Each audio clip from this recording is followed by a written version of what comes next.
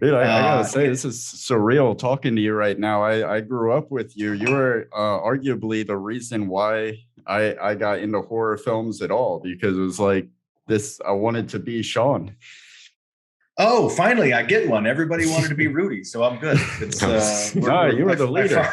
I finally get a win. He has been acting damn near as long as he's been walking, getting his start in front of the cameras at the age of 5. There is no doubt that if you're watching this show, you know him as Sean, the hero of the Monster Squad. Holy shit, cow, I meant, sorry. From being one of the lucky witnesses to David Copperfield's airplane vanishing act, to playing basketball for UNC in the 90s and eventually covering local sports as a writer for the Times News, from recently producing a Monster Squad documentary to an even more recent near-death experience. Brought up through the golden age of child stars in the 1980s, we're sure there's a whole library's worth of stories that he could tell. So without further delay, Mr. Andre Gower, thank you very much for being here today.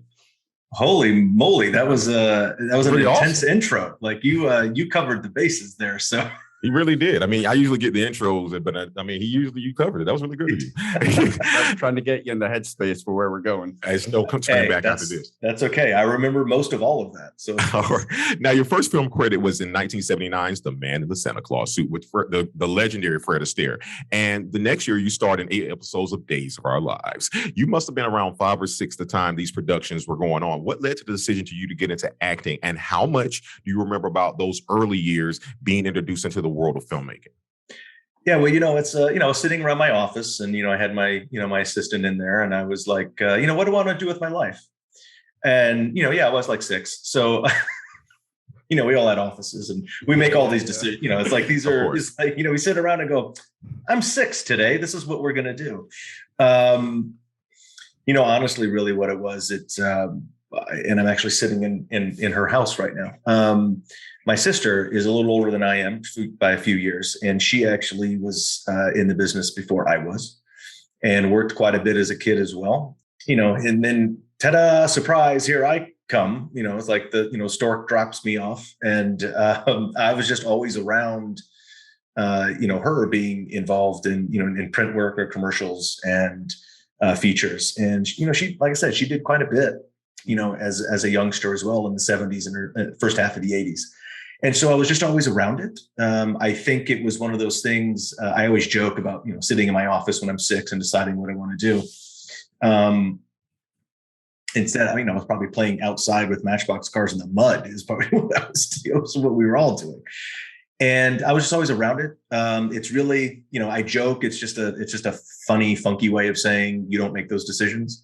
Yeah. It's usually your parents or a parent. And I was just sort of next, I think, and because I was always around it, I guess I took a shine to it. I think that happens with kids, especially young kids that get put in that situation. Some just don't take to it. Some do. I think, it's like a duck in water and just started swimming, and just kind of kept going. Where the decision did become yours, where like you realized, this is something that I never really decided. Am I going to continue doing this, or do I want to do something else? Was there ever anything like that as you were growing up? Wasn't a decision that I didn't want to do it or didn't like it. I mean, I realized, at a young age, young teen years and later teenage years and into high school that, although when you're in it and you're around all the other contemporaries of your, day and age, by a few years on the scale, that, there's a ton of kids in the business, and most of them. And I was very fortunate enough, I'd say about 20% of the kids at any one time in this industry do about 80% of the work. Yeah. And at that time, there was hundreds and hundreds of kids in the business. And I think I was fortunate enough to, hell, you rattled off some stuff. I was very fortunate enough to probably be in that 20%, starting very young. Mm-hmm. And I think you realize that, not everybody gets that opportunity. Not everybody has that chance. So, appreciate it, a little bit. One thing that we did do as I was growing up is I had a very active, non-industry life. I loved going to regular school when I wasn't working. I had neighborhood friends. I had school friends. I was always athletic and playing organized sports, even from a young age of 5 and 6. So I didn't like when something made me miss that stuff.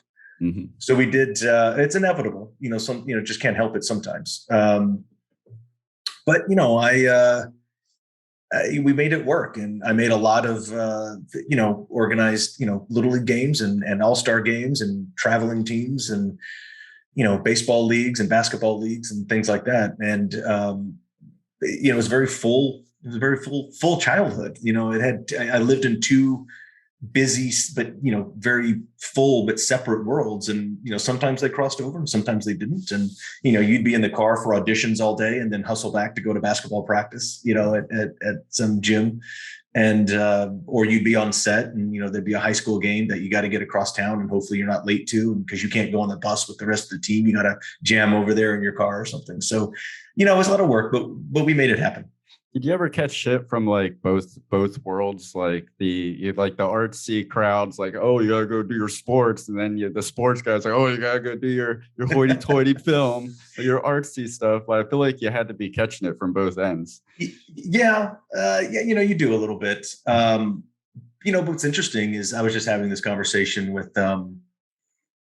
with a good friend of mine, and I've talked about it a little bit on podcasts in the last year or two, that because it always kind of segues from the conversation of Monster Squad, which I'm sure we'll get into, but about Monster Squad being a group of misfits, and they find their team, and they hang out with each other, and we ended, the Monster Squad ended up saving the world. Everybody wants to find that group that they can connect with and be friends with, and find who they are and grow, and not feel outcasted, not feel they want to feel a part of something. I almost had the issue of being a part of too many things, integral part, which is not a bad thing. I mean, it certainly was amazing. But then you realize that no matter which group you're in, you're not 100. There's always a foot somewhere else, and you're not really in that group. So you are a misfit, and you're that guy. So when I'm in, if I'm in a group of, kid actors and, dinking around or talk, at an event party or something, it's Andre, he's the basketball player, he's the baseball player, going to play in a golf tournament or something. And when I'm at a basketball league, it's like, oh, there's the kid that's on a TV show shooting a foul shot. So you're always plucked out of whatever group you're in, just a little bit. But look, one thing that I always understood, and I still in contact with a ton of them, is I had great friends. At a lot of different ages. And I know that's special, and I know not everybody gets that, but I certainly do appreciate a ton of my friends that I still have in contact with. Yeah, we'll definitely get into that too when we hit on Monster Squad. But first, we are still in 1981. I've always been enamored by David Copperfield. I am not a superstitious person in any way. I know that I've seen like the magic behind the magic, but still, when David Copperfield comes on and he does his thing, there's still a part of me that believes he can fly. There's still a part of me that believes that airplane was really missing. And you're the first person that I've had the opportunity to talk to that's actually been somewhere within the realm of him. So I guess the only question that I would like to ask is he a real life sorcerer? Do you pick up on sorcerer vibes when you're in his presence?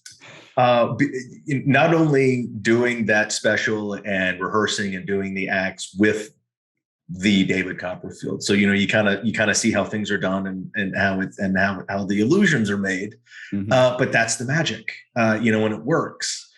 And then, also, it's also weird. Like I know a lot of magicians, and like, if you live or spend time in Vegas, and like, a lot of performers, it's just a weird world, and how they do tricks. It's always fascinating. I'm not into magic. I can't do magic very well, but some of the stuff is really elaborate. I don't want to burst your bubble. He is a real life sorcerer. He is probably, everybody's, they think of an illusionist, they think of magic, they think of David Copperfield. And I think he set kind of the tone and the standard, after probably something like, Doug Henning at the time, or, coming out of that era. But David Copperfield certainly had a thing, and he had a presence, didn't he? And he has a look. And look, he's still performing. He's still, I'm in Vegas right now. He's down the street with his stuff doing shows. And do you see the kid in you smiling right now? The 5 and 6 year old is so happy in you right now, because magic is real when it comes to David Copperfield. And what makes him so special is that he's not just a great magician, but he is such an amazing storyteller. Like he can get you emotionally invested. The trick is like 30% of the magic. The story that he crafts on the way to it is just that gets you the production and everything. It's just And amazing. that's the one thing where I think Copperfield really is, head and shoulders above a lot of the other performers or the shows, is he puts together elaborate stories, like you said, in these big productions, and the productions and the setup and the gear and the stuff that travels in the infrastructure that has to do a Copperfield show is enormous. Yeah. And you can drive right down, I think it's Hacienda Boulevard, and he's got his kind of headquarters, and, it's a big warehouse and all these trucks. And, it's like it's like Lollapalooza is coming to town. Like if those Copperfield trucks run out to do a show, and it's just so much gear and production and teamwork. But yeah, you're right. I think he probably is a little head and shoulders above, a lot of them, and set that standard. It's just I'm not a gullible person, but I think you are. He did not. He made a deal with the devil to be able to fly. No. I can't. Now he did transcend time. Now he became one of those memes, like when somebody's like, "Hey man, little David Copperfield action going on over there." You guys know what that means. So he transcended magic into all. Let's get back on track here. In 1982, when he was in his mom's stomach watching David Copperfield, you were in Kiss My Grits alongside the legendary actor Bruce Davison. The last film that Jack Sard actually would direct. What was that experience like in itself? That was actually really cool. And what's amazing about that is I have, I actually remember a lot of that, shoot, because I was like 5 or 6, I don't know. I was super young.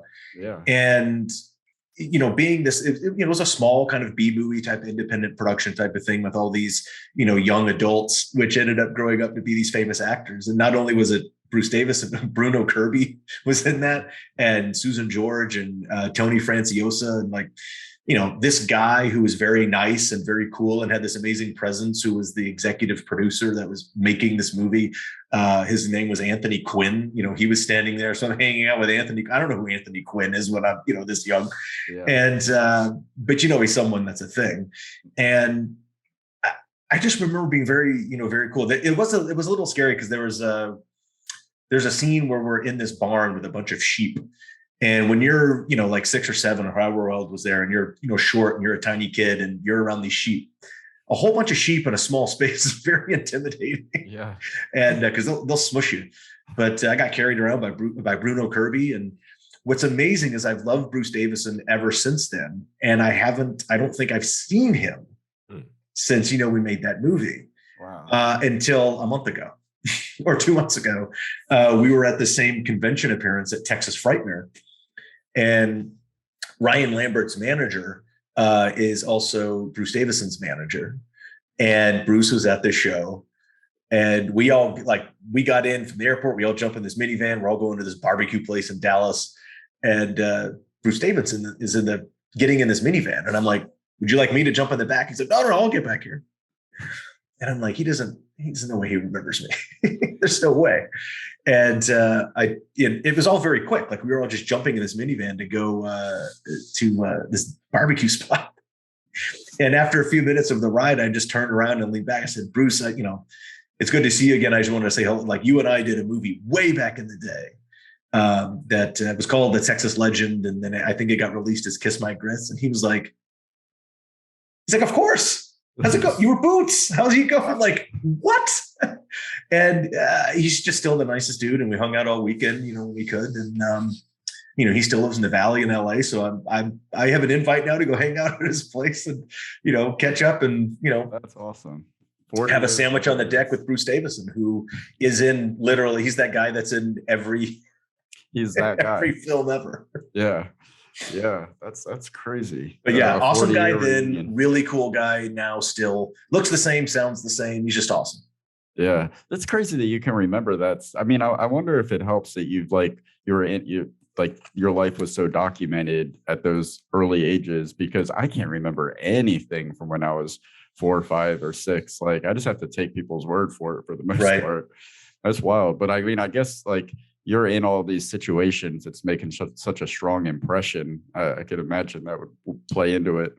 I think it does. I think it imprints. I have I have a fairly good memory. I always have. I'm very visual. I'm kind of like I'm image based, like on memory and recall. Mm-hmm. I don't have like a didactic memory thing. I'm not in that realm, of course, but I remember a lot of things.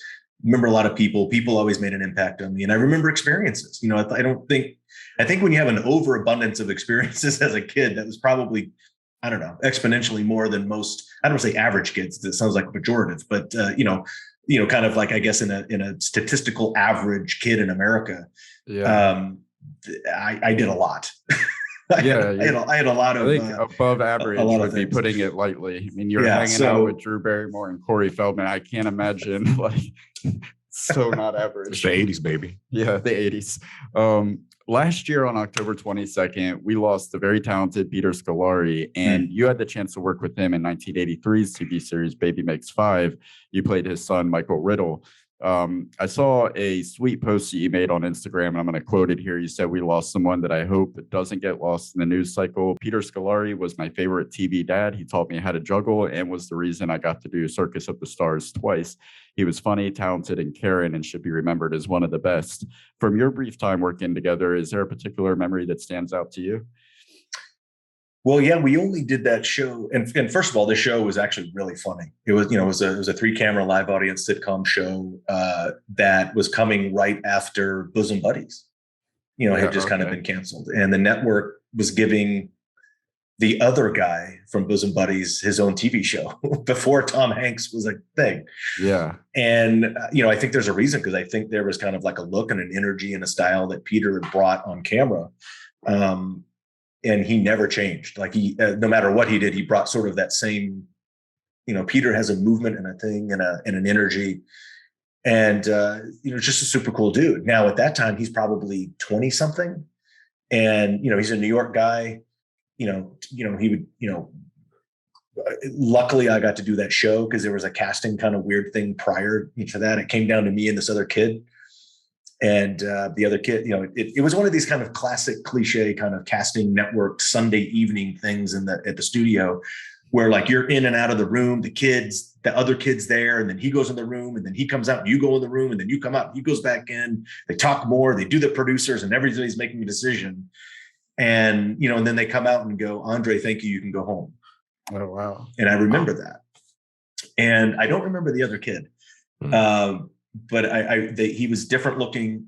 He was darker hair, because I think they were matching him with the mother that they had cast, who was an actor named Louise Williams, who was just dynamite and really, really, really good looking, really cute. And I went again with these weird memories. I was walking in the parking lot at KT. It was at the KTTV, Channel 11 studio building, and I'm in the parking garage walking to like our car with my mother.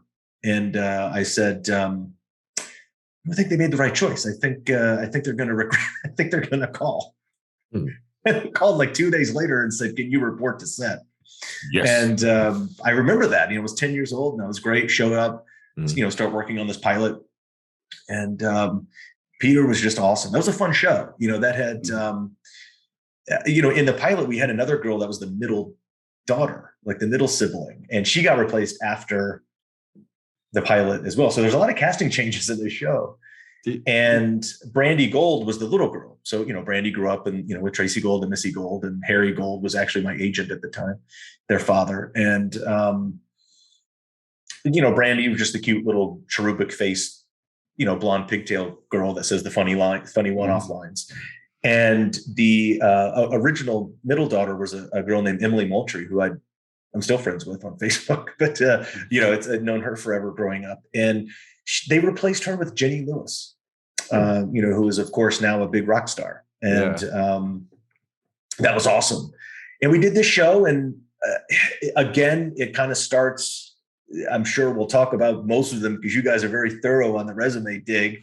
My TV career is one of many, many, many TV series that go one season, or maybe two, instead of doing one show that goes eight or nine seasons. The Hank Azaria effect. That's right. Yeah, thanks. Thanks. And that was one of them, but it was one of the first ones, and you learn a lot. It's fun to do something like, you're 10 years old doing, 3-camera live audience stuff. That was, I think, the first time I had done a sitcom like that, as a kind of had a substantial role.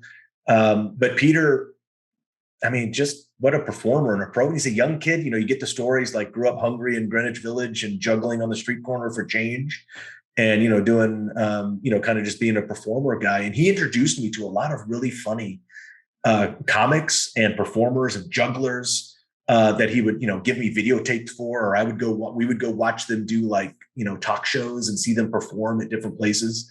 I'd go hang out, you know, and Peter taught me how to juggle while we were working together. And we would come out and warm up the audience and perform for the live audience and do a little juggling act, which, you know, when you're learning, it's not very good, but you could do some like duo type stuff and juggling. You're 10 years old. It looks kind of fun. Yeah. And then I got better and practiced at it. And we didn't stop, you know, relationship. You know, I didn't stop our relation. You know, we didn't stop our relationship after the show ended. We were friends for years and years and years. And, you know, would go to birthday parties and he would come to my birthday parties and we would go to shows. And, you know, he's the reason that I got to do Circus of the Stars that very next year. And then once you're sort of in the, you know, kind of in the circus family, you know, they call you back. So I got to do it 4 years later. But you never leave the Circus of the Stars family. You get to go work out at the guy's house and jump on the trampoline and fly in the trapeze and go on the high wire and jump into airbags and stuff like that whenever you want. That's actually a great. Once you're a part of the Circus. You never go nowhere. You bring the bones. You're starting to make me a little bit jealous, and it takes a lot to make me jealous. You're a damn juggler, an athlete, an actor. Well, he's a man after your own heart too, because he walked out of an audition and said they made the wrong choice, and that is. Well, you know that's how I feel. Well, I mean, hey, that's on them. They'll pay back. But he's brought up Circus of the Stars. This Dick Grayson over here is a high wire act. What the hell, man? Can you talk to us what got you into the interest of stunt work? I was always bouncing around the yard or jumping off of furniture as a kid, or, you know, playing, you know, Space Invaders, you know, the aliens are attacking, or, you know, shoot 'em up gangster roles, or, you know, army guys, you know, as your kid. And I played a lot by myself. Like when I was in an imaginative, I'm very imaginative, very creative in my mind. And I played a lot. Like I said, I mentioned, you know, having great friends, and I do. And a lot of them I'm still in contact with. I played with myself. I played by myself. Easy boy. I mean, Yeah, played by myself. You know, the year is 1993. We're in the 90s now. This is way before you're 13, so it's fine. You know, I went out in the yard in the neighborhood and explored, and, you know, built worlds in my mind and built worlds physically in the yard with mud and sticks and, you know, cardboard boxes. And I invented characters and jumped off of, you know, cars and into things. And I was very imaginative. Now, you know, Peter had done a solo juggling act the year before, and then the next year he was actually doing the high wire act, which was one of the two marquee events at Circus of the Stars annual show. And he brought me out to where they rehearse at this famous stuntman's place named Bob Yerke's. And he said, hey, you know, you need to, you know, Andre's very athletic. He can juggle. And I think you should have him on the show. And it's all because of Peter that I got kind of a workout audition tryout for the producers of Circus of the Stars. And, you know, they saw my athleticism, you know, my balance and coordination, and they put me in an aerial act for the first time. And at the time, I was the youngest person to ever do Circus of the Stars. And I did an act called The Double Cradle with Tracy Gold, ironically. It's a very small world at this time. And, you know, Circus of the Stars was an amazing thing because you work out for 3 or 4 months every day, sometimes twice a day. I went before school. I was allowed to show up late to school. And then after school, I went back and we worked out. And, you know, you're flying around on this, you know, aerial act rigging in a warehouse. And next to you in the warehouse is the tiger cage, and Dee Butler's, you know, playing around with 9 Bengal tigers. And, you know, so add that to your experience list. Yeah. And you get to know the tigers, and you get to go in there and play with them and take pictures and pet on them. That's insane. No. And then, you know, a few years later, you asked about the wire act. You know, I got called back. I was doing another show called Mr. President. And I got to do a solo act when I was 14, which was the first time a 14-year-old done a solo act on Circus of the Stars, I believe. And it was an act that had never been on the show. It was actually called the low wire. And, you know, as the high wire act is usually 3 or 4 people, and the wire is 20 feet up and it's taut, you know, so it doesn't move. Mm-hmm. And you go slow and you do all those pyramids and building and tricks on it, whatever. The low wire is a little funkier. It's 8 feet. It's either 8 or 10 feet, and it has a big spring on one of it. So the thing just moves, you know, it just bounces and sways all over the place. So it's a totally different act. And I got to do the low wire, you know, I was 14. It was crazy. Is that So like, you're like balancing and bouncing on it and landing back Is on it slacklining? Is that what they call it? yeah, so you see it now like slacklining. So it's not as slack as slacklining, but it's Right. it's a wire that moves and bounces, and it's a totally different kind of cool act. And what's great about Circus of the Stars is they bring in the best kind of instructors and acrobats from around the world, and they bring them in from all over to work with these corny celebrities and actors and TV people to make their life's work look like shit. And sometimes, it doesn't work. Other times, there've been some really good acts on Circus of the Stars. My low wire act was not one of them. I ran into some issues, some equipment issues like just prior, and I ran into some sort of like kind of mental obstacle issues there that was just a weird. It kind of made I didn't do my performance on the day as well as I'd been working at it for 3 or 4 months, and I was very disappointed in that. And it still bothers me to this day. But there's been some amazing acts like I think Ernie Reyes Jr., Amy Foster, and Scott Grimes' trapeze act is probably one of the best ones that they've ever done. And then I think it was Mark Paul Gosselaar and Mario Lopez did a good one as well. But they really did some good stuff on that. And Grimes and Ernie did an amazing Russian swing act too. Like they just rocked it. It was amazing. I could imagine. And it's it's some. They do some good. That was amazing, and because they ramped it up. But like I said, once you're kind of in that family, you can go work out and hang out and show up, and you never know who's going to show up at Bob Yerke's backyard on any given day, because it was this guy's house, it was his backyard, and all the circus equipment was there. And not only was it Circus of the Stars kind of home base, it was also just kind of circus/stunt folk home base from around the world. So people just lived in the backyard in trailers and would come and have a place to be. And so when I was an adult, when I was in my late 20s and early 30s, on Thursday mornings and Saturday mornings, there's like a stuntman workout training. And it's literally the guys that invented stunt work that just show up and, go through the motions of like fighting for the camera, bird dogging people off of an air ramp, high falls into the bag, and, fighting multiple people for the camera and learning how to do it. And I loved it. I went every week for years. Yeah. I couldn't imagine that getting old. Yeah. No, awesome. It's not. And what was awesome, I think Turner Classic Movies was doing one of their kind of like monthly features, and honoring stuntmen through the ages. And so they shot a documentary, during those workouts, and all these legendary just guys that came in to do on camera stuff, and we're in the background, just, bumping around and jumping off of stuff. And, I was sitting there listening to these stories, and it's literally the men, and some women, of course, that invented, like the saloon fight in Westerns in the 30s and 40s, like these old just guys, just legendary stuntmen. And, and then you're working with people, like Bill Moyo and Larry Holt and Bob Yerkes and all these guys that are just these super famous icons. And, these men have broken every single bone in their body, 8 times. It's just ridiculous. Badge of honor. It's a badge of honor. Yeah. Yeah. There was no digital effects back in that day. If a guy looks like he's falling off a building, that's a dude falling off a building. Oh, the golden age. Yeah. Gonna miss it. All right. 1984 to 1987, you were working consistently in TV series and commercials, St. Elsewhere, The A-Team, Highway to Heaven, Knight Rider, Night Court, TJ Hooker, The Twilight Zone, and That's Scratching the Surface. This was from when you were about 10 years old into your young teens.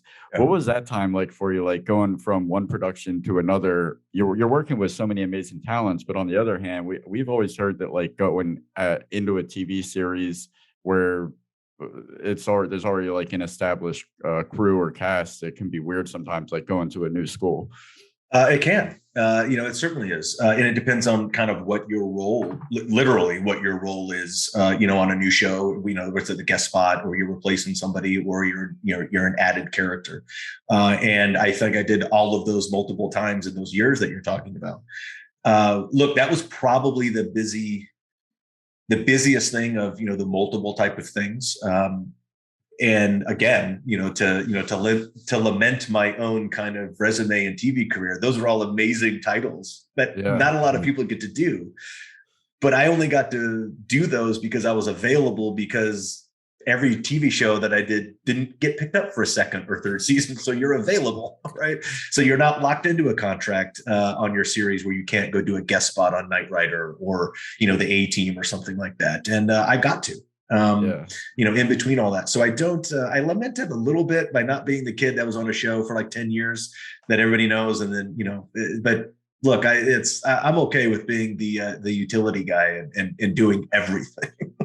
Hey, but showing up, it's just about a professionalism type thing. Whether it's a new show and you're a main cast member and you got to hold your own, or you got to show up as kind of like the main guest star to a sitcom, which happens a bunch, or you're just coming in really quick. And it got to the point where I was very, very lucky to sort of in that time that you're talking about leading into those years. Usually the actor process is, if you have an agent, maybe you get submitted and maybe a casting director plucks your headshot out of a pile and says, okay, we'll give this person an audition. And then you go in and you read. And then if you don't suck, you get a call back. Or if you're right for the role, you get a call back. Some people suck and still get a call back. And then you get another one and you go to and then you get cast in something. Yeah. I was very fortunate for most of the second half of my career that I didn't audition that much. I would just get called to show up on set and offers. And then when I would audition stuff, I would just go straight to the decision maker, level.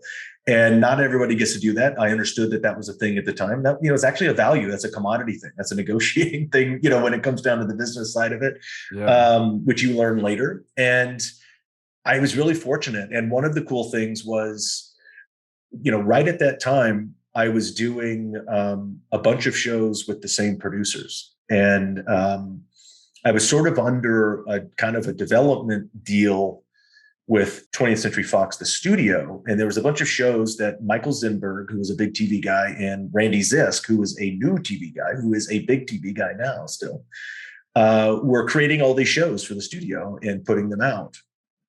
And I connected with them in one of their first outings and called Fathers and Sons. And it was a great show. It really was a really cool show. It was about 4 boys and their relationships with their fathers. And they were all different.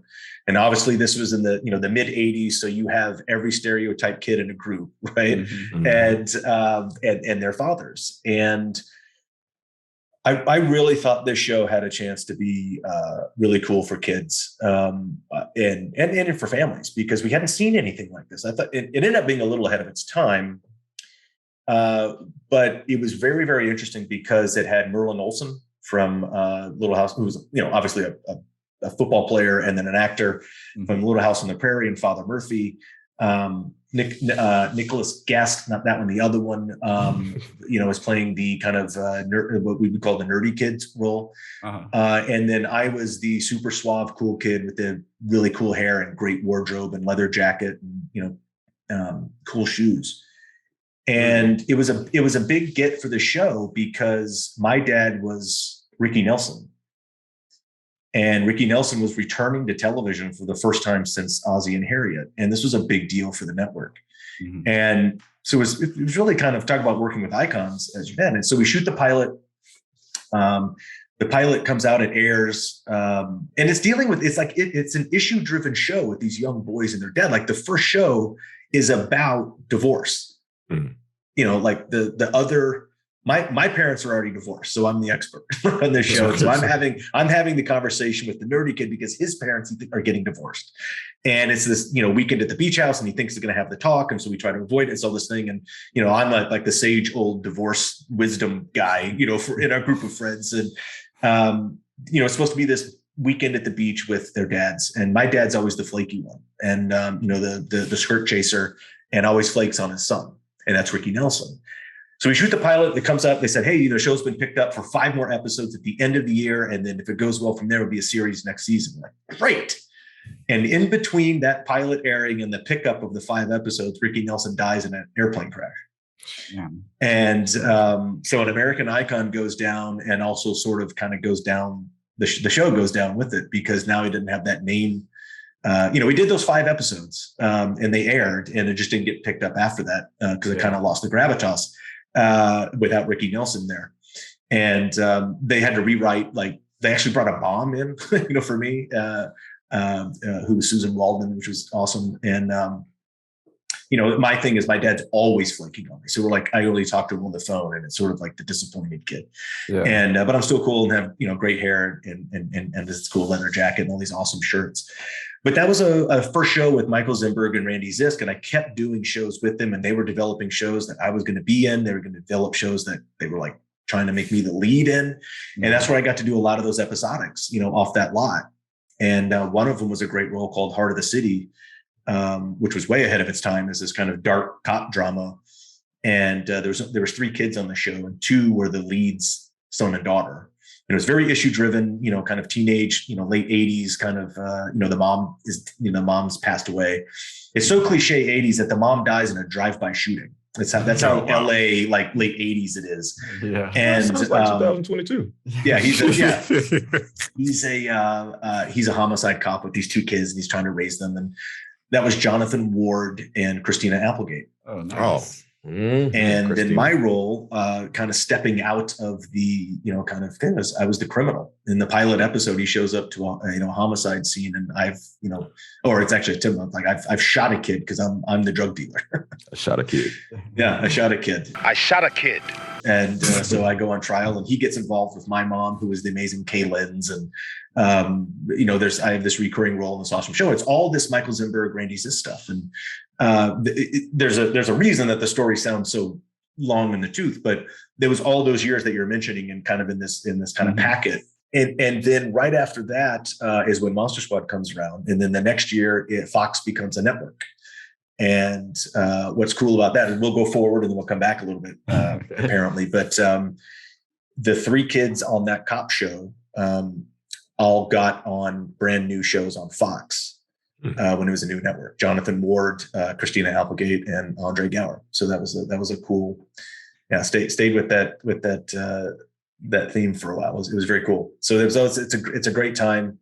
A lot of work. Did a lot of stuff there. Yeah. Do you have that? Like, is any of that kind of lost in time, or do you have that material that you started during that time? You mean the actual shows, or like stuff from the shows? Yeah. Oh, actually, a lot of that stuff, crazy enough, some of you can find online now, which is great. Thank you, YouTube. Google, if you want to pay me for saying that, please do.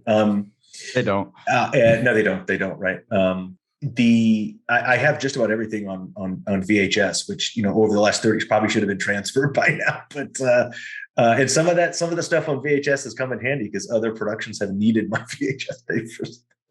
I saw one of your posts where it's like you were going through this box from your mom's house or something of like everything that she had kept, and you were like, dropping stuff on social media, like down memory lane. It was so neat.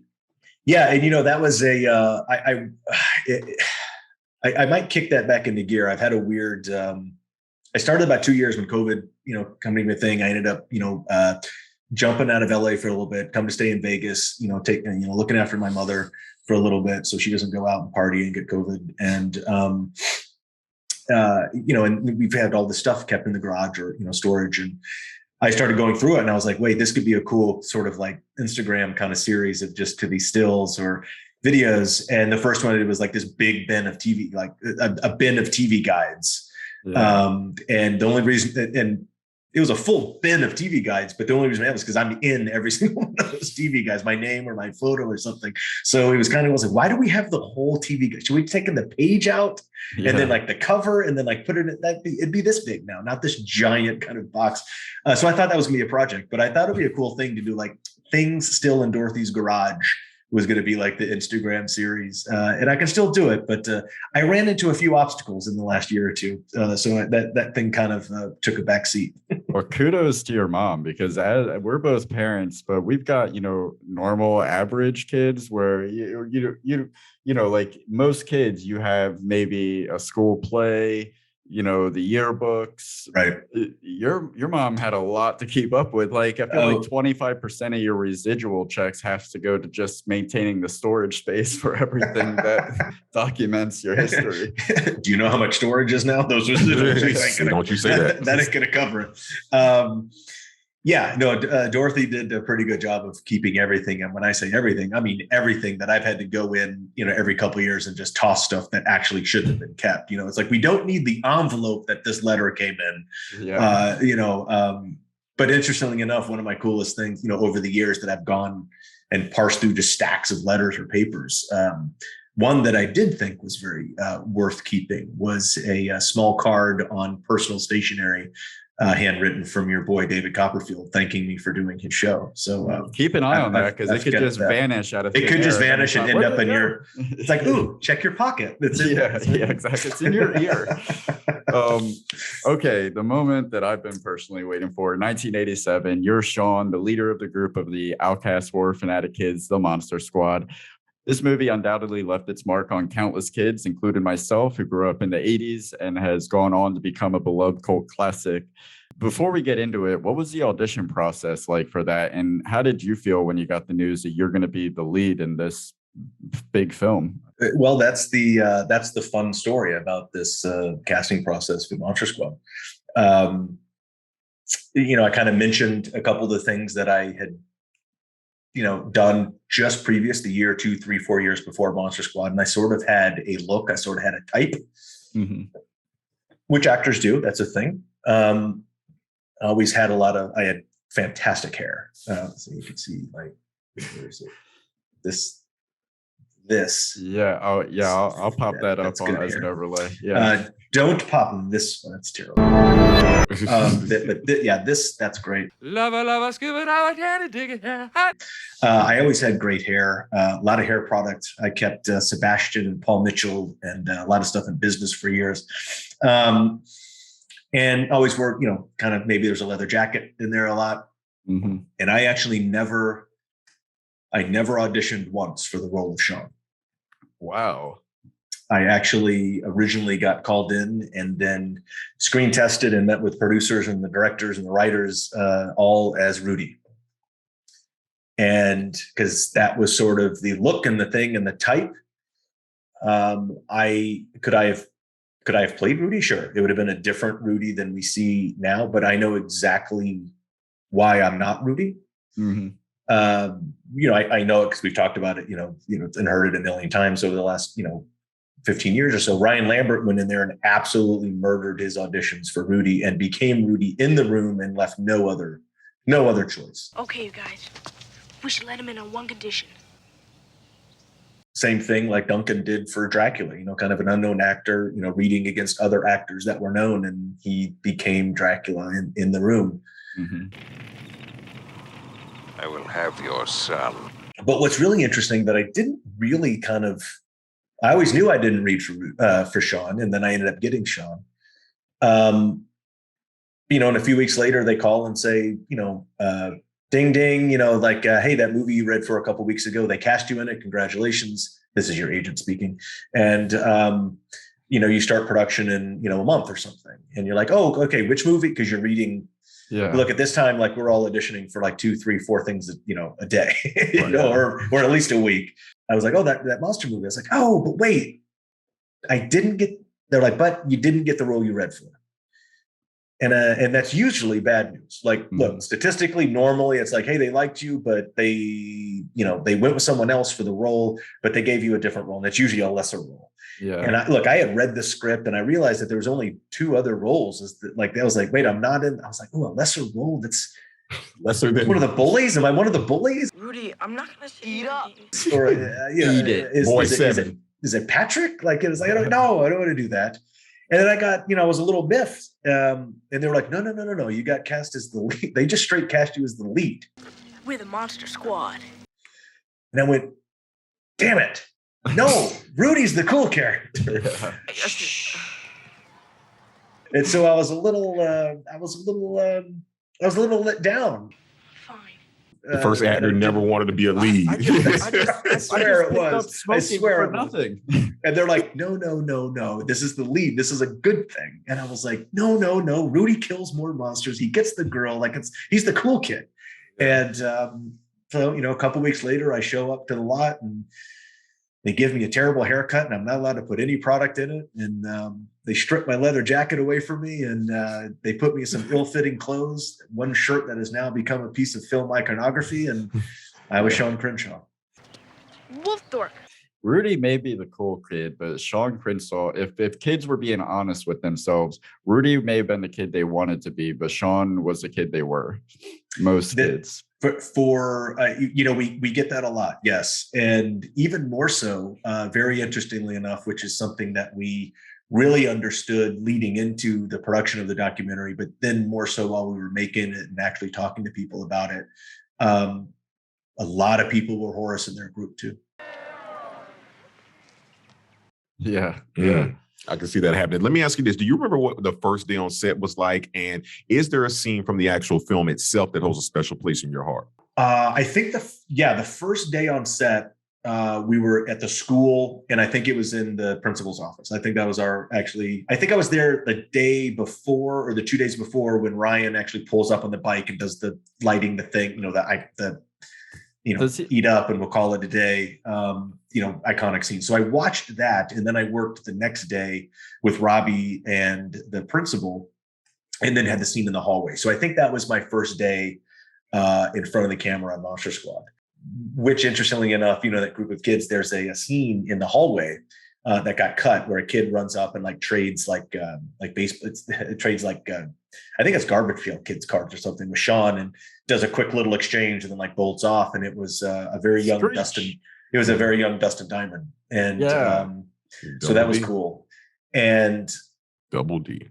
Rest in peace. Yeah. And what's very interesting is someone had forwarded an audio recording or a quote for his dad, actually mentioned that day and mentioned, how nice it was to work on that set, and mentioned me personally, that Dustin would always remember that fondly. And I was like, well, that's pretty cool. Yeah. But yeah, Monster Squad was 3.5 months straight of long hours, a lot of work, a lot of stuff going on. You ask about, a particular scene. I got to see, a lot of the stuff, even that I wasn't in get made, which was cool. I love the scene with Sean and Dell in the bathroom, because I think it's a cool father-son thing that ends up later on the roof, which everybody loves. They think it's just the coolest thing in the world. And that's a great scene. I think, you realize that years later. But look, if you're going to ask about a particular scene or sequence, it's that final kind of, action battle sequence at the end with the wind and the vortexes. Because that was absolute bonkers for that, 10 days we were on that lot at Warner Brothers, and had big big airplane propeller engines throwing leaves and sticks at us, and, flying around on rigging and doing some stunt work, ironically. And there's actually I was actually up on a rigging getting sucked into the vortex that didn't make it into the scene, but I made sure we got that BTS shot in the documentary, because no one ever saw my rigging work on that. And so that was a little selfish put in the documentary, but it's okay. We're all actors. It's okay.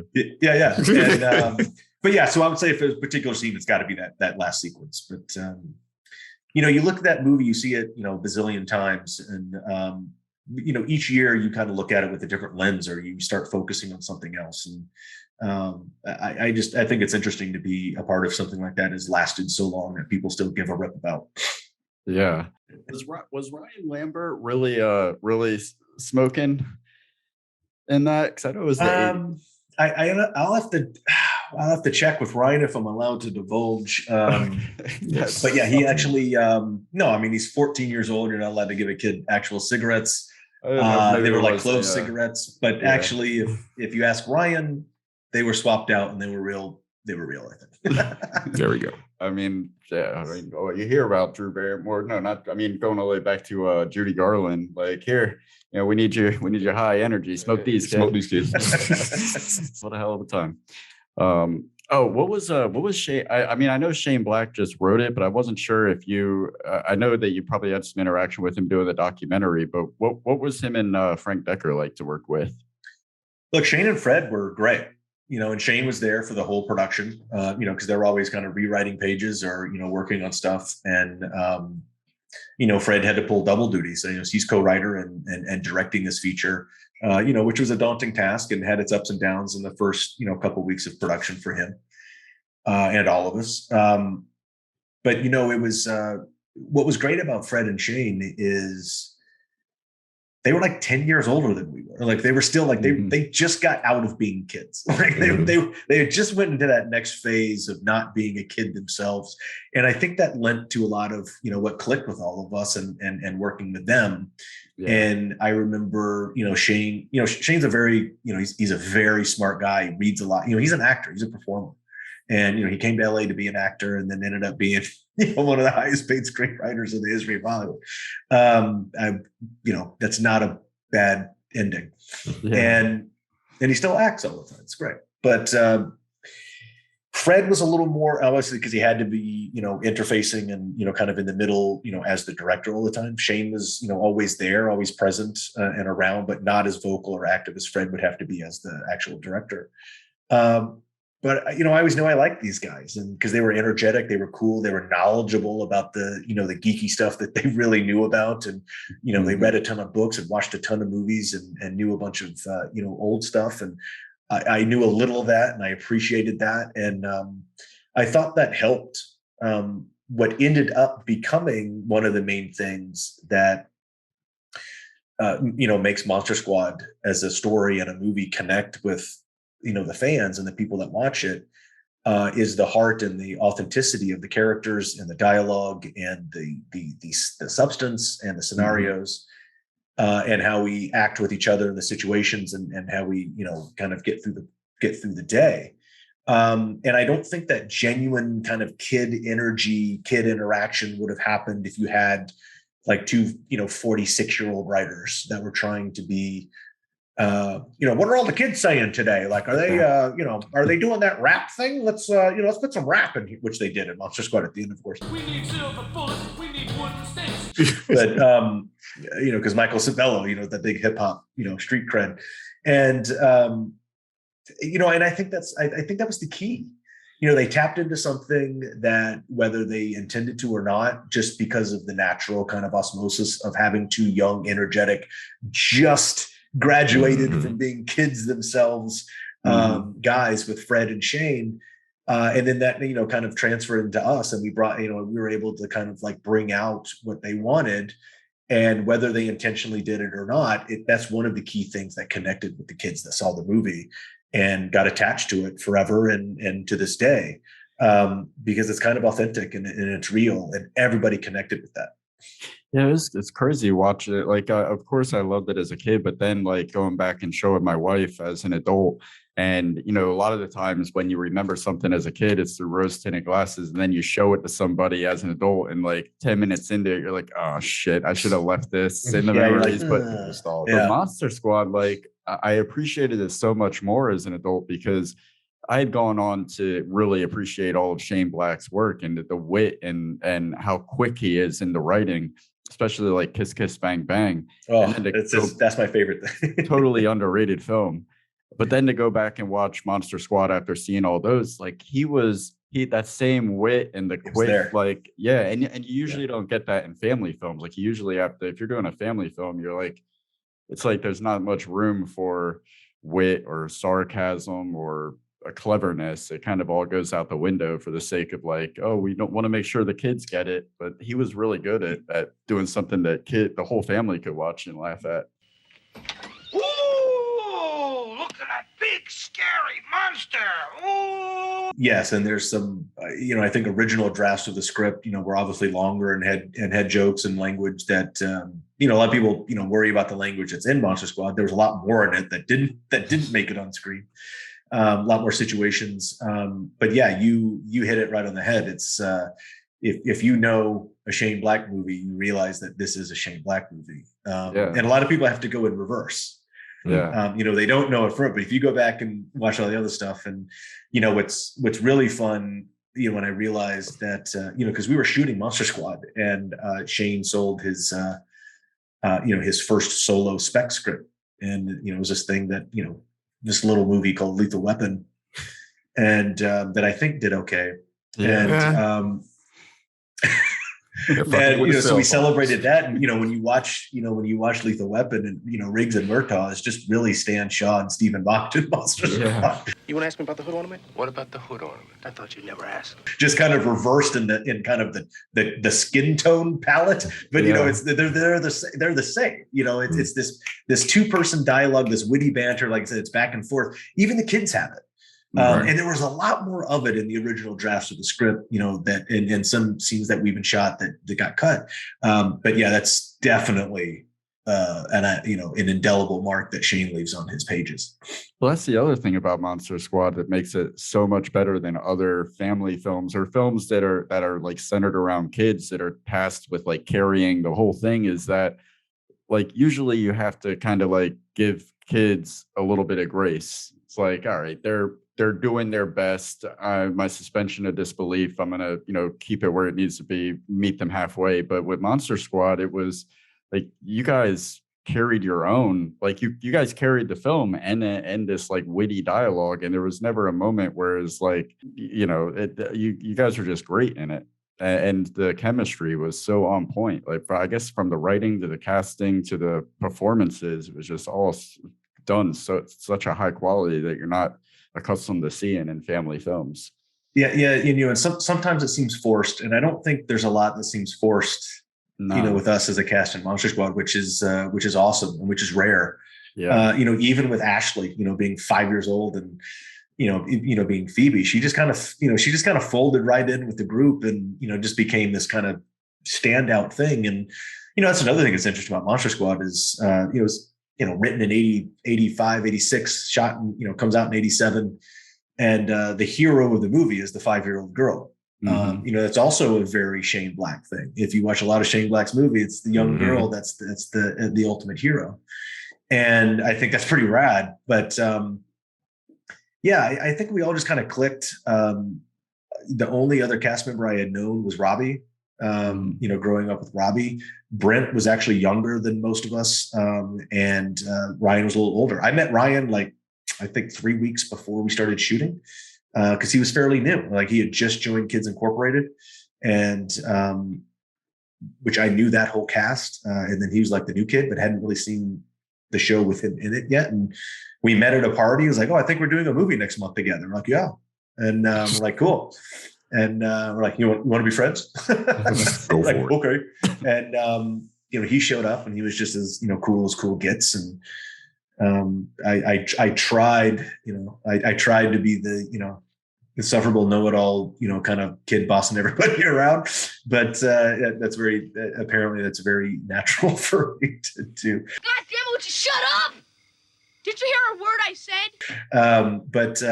Yeah, I think it just worked. I don't want to, I'm not bad mouthing other movies or, dragging anybody else, but I think it has to do with that heart and authenticity that Fred, words on the page and then kind of relationship and direction that we did all just kind of worked. And, it's because they weren't 45-year-old dudes trying to make something funny for 13-year-olds. Yeah. Which never works. Ever. Yeah.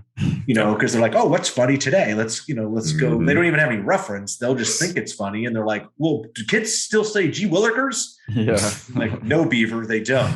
Where's that reefer? I want to jump ahead just a little bit. We're going to come right back to Monster Squad, but this is semi-related. In 2018, you were in a short film called What Lives Under the Bed, and your character's name is Mr. Decker, and we couldn't help but assume that's a shout out to Fred. Is that assumption correct? Yes. So, I don't think there's no issues talking about that. What Lives Under the Bed is actually a USC Stark program graduate student film. Okay. That a really cool dude named Joey Daniel, who was a film student at USC and then got in the Stark program, and this was his thesis project. And he's a huge Monster Squad fan. And every movie that he made in film school was directly kind of homaged or, there's direct lifts or, kind of made his own Monster Squad at film school. And I can't remember where we met. Like, he either contacted me, we met somewhere at an event and became pals. And he asked me if I would be in his graduate thesis film? And I was like, yeah, of course I will. That had to blow his mind. It did. It's Joey's a really cool dude, and we're still pals. Like we still connect and text every once in a while. And the film came out really good. It was much better. I went to like the showcase of all these kind of USC graduate students. Like this is the graduate program of USC Film School, and by far the best short had nothing to do with me. But yes, it was the first time I ever played the father of somebody because the kid is the lead. I'm only in like 2 shots. And, it was a really cute concept. I thought it was funny. There was puppet work and like creature effects work in it. And, it's about a kid, in his, there's a storm and like the power goes out and his dad works for the power company. So he's got to leave. So he's got to leave his kid there. And obviously there's like a divorced parent situation. So he has to leave him there by himself and he's not supposed to. And he goes off to, fix the power company. And this kid is, afraid of being in his room. And, the dad's things like, look, there's nothing under the bed. There's no monster under the bed. And there's no monster that lives in your closet. So just, grow up and I'll be back in a couple hours. And of course, there's a monster in the closet. There's a monster up in the bed. And, this kid has to, it's very good. And there's a cool twist. There's a twist with the, monster under the bed movie as a student project. It's great. Awesome. It's super rich. It's shot well. Like I said, it's puppet and creature effects work and makeup. And, I just play kind of like the dad that has to come in and out. But yeah, that's Mr. Decker is a direct reference to Fred, to, kind of homage Fred for making Joey's favorite movie called Monster Squad. Do you know if that's available anywhere online for people to check out?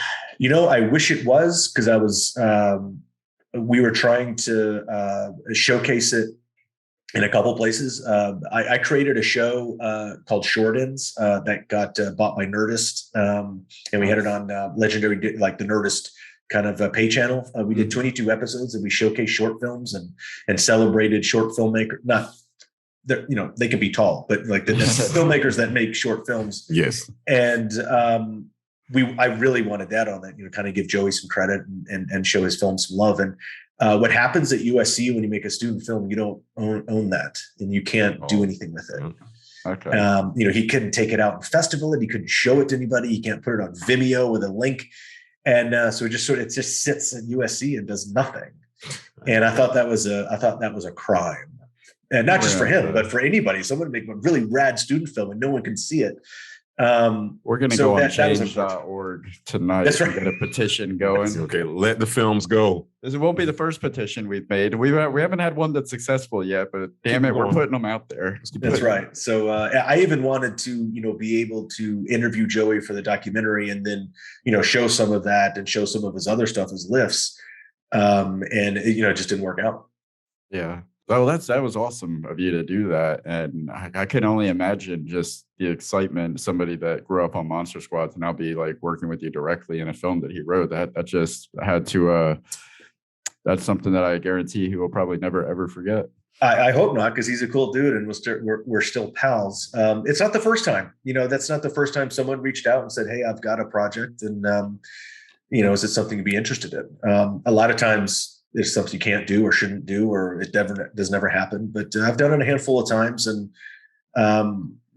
look, why wouldn't you? I mean, yeah. It's who gets to be in that situation? Very few people on this planet, and I'm certainly gonna enjoy it. That's cool. All right, coming back to Monster Squad, this earned you a Saturn Award for Best Performance by a Younger Actor, as well as a Young Artist Award for Outstanding Young Actors Ensemble, along with your other castmates. So you're just a teenager at this time. What was it like receiving acclaim for your work and the lead of a film at such a young age? It's great. Anytime you get accolades or attention or anything. And, back then I was very fortunate, teenage, kid working a lot of television, movies, you get a lot of attention. And this is way before the internet. And, so sort of the social media of the time were teen magazines. Mm-hmm. So, you're in there and you go to parties and, it's funky, but it's a room full of screaming girls and people, losing their minds because, you or Ryan Lambert or, someone walks in a room and that was a fun time. It's different now. I like it back then. To win an award is great. Everybody wants to win an award. What's interesting about kids, the Saturn Awards was totally different because it was kind of like an offshoot. It was kind of like a weird thing. So we were like, oh, it's those weird kind of the goth kids, some goth kid, made an award show. Yeah. But kids and stuff never really got a lot of recognition very much, especially from the big award shows or the big media stuff like that. Yes, are there exceptions? Tatum O'Neal, things like that. There was a kid, getting Oscar nods and stuff. Anna Paquin winning, it's in the 90s. That's very, very cool. We grew up with a thing, not only the Saturn Awards, but that was neat to win, of course, and went to the event, and it was awesome. But we had a thing called the Youth and Film Awards, which was started by a lady and a group of people that was really the award show geared towards the kids. And it was only about kids. There was nobody else. And it was, so peers got to vote for and with their kids, and they had an event every year, and you could show up and, be a presenter or an MC, and sometimes you were nominated and sometimes you won awards. So, that added to it as well. It didn't really have the gravitas or the cachet as, like the Emmys, but it was certainly something nice to be recognized. And look, we all like accolades and recognition, of course. Yeah. The Saturn Awards was kind of cool because that was different. The other thing I remember going, the guy that ran it too, it was exactly who you would think runs this thing called the Count Dracula Society. And, and we got I got a special induction into the society as a member, and, got like a plaque and a certificate and a pint of blood. And a pint of blood. So, it's neat to be associated with something that, people recognize. And then the movie comes, of course the movie comes out and it's an absolute bomb and no one cares about it.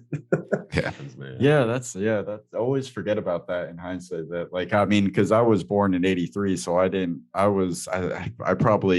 saw it on VHS somewhere around 88, 89. And it was before the internet. So you go into a movie just completely blind. You don't know what the world thinks about it. You just literally have your own experience to judge it by.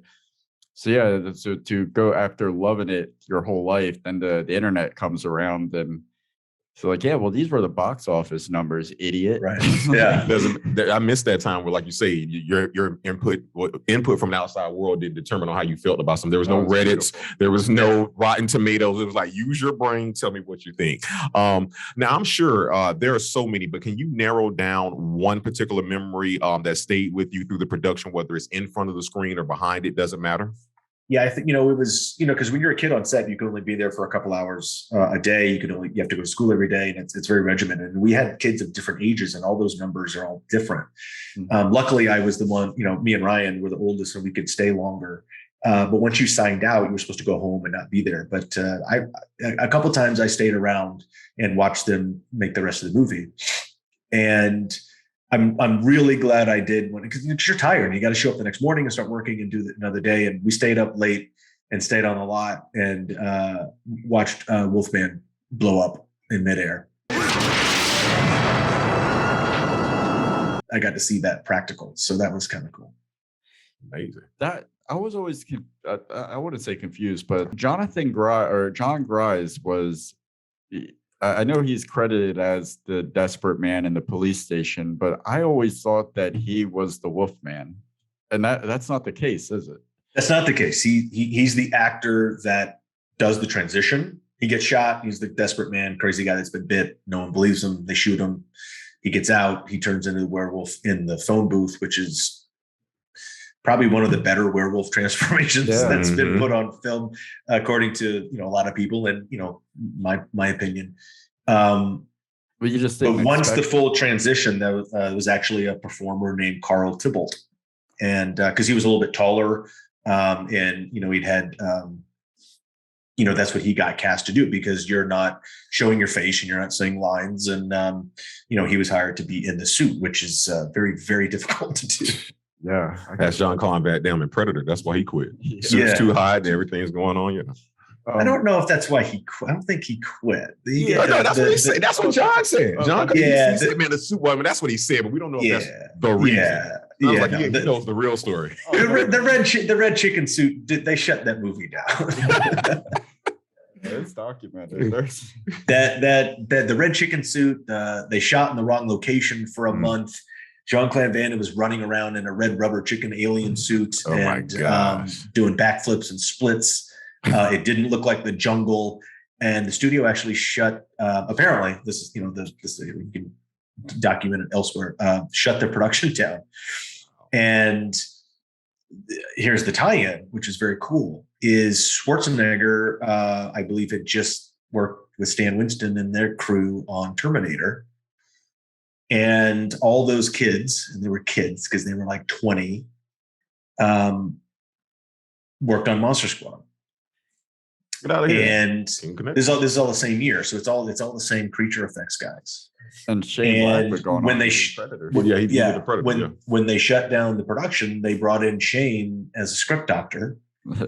And he changed, a bulk of the script. And one of the deals, I think, if I'm telling the story right, Shane was like, "Well, I'm writing myself in the movie," because he's an actor. He's a very smart deal maker on that one. And they're like, "Yeah, that's great." I think it was something like, "That's great. Doctor the script. You can be in the movie, but you got to die first. So you can't write yourself into like being the last man standing." I think. So when the black guy isn't the first guy to die in the film, it's Shane Black. Gotta have a black in there. Gotta have. That's right. Shane Black, changes some of the tropes and the token things that we used to have, right? Exactly. Well, it's still a black guy dying first. It's still a black guy, but he was Hawkins in that. He was Hawkins. I love Hawkins, man. It's a great role, and I can make it. But they changed the script, and Stan Winston's guys. Arnold Schwarzenegger, I think, said, "Hey, why don't you let these guys try to come up with an alien look? Because this red chicken suit ain't cutting it."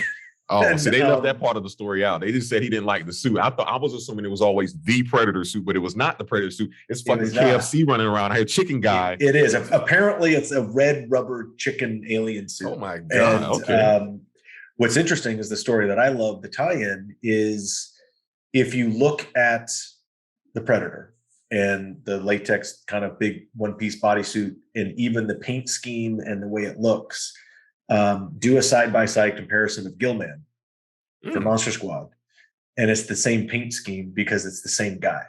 Wow. That created it. That's Steve Wang. That's Steve Wang and Matt Rose. And it's all because of Monster Squad.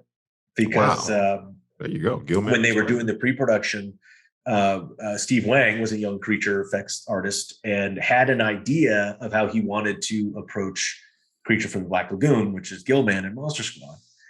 And Stan Winston was like not paying attention or giving him the autonomy to do what he wanted to do. And so Steve had to enter into like this contest. Like this kind of like creature effects contest that apparently was being judged by like Rick Baker and Tom Savini and Stan Winston, like his boss. Wow. Yeah. And Steve made this little like sea turtle kind of sea thing, that lives in the water, and did this paint scheme. And it was something that no one had ever done before. And Stan Winston apparently told Steve, he's like, "So this is what you were talking about? You want to do?" He's like, "Okay, this looks good. Let's do it that way." And then all that came in and translates. If you look at Gillman and Predator, it's all the same stuff. That's really cool. I'll be looking at that tonight. Yes. No intellectual property is safe from reboot treatment these days. If the Monster Squad sees a resurrection in the form of a remake, I'm not sure how well versed you are at the kids today that are in the scene, but is there somebody that you think would be able to play the role as Sean? And would you be interested in stepping in as Sean's dad? The shoes originally filled by Stephen Mock.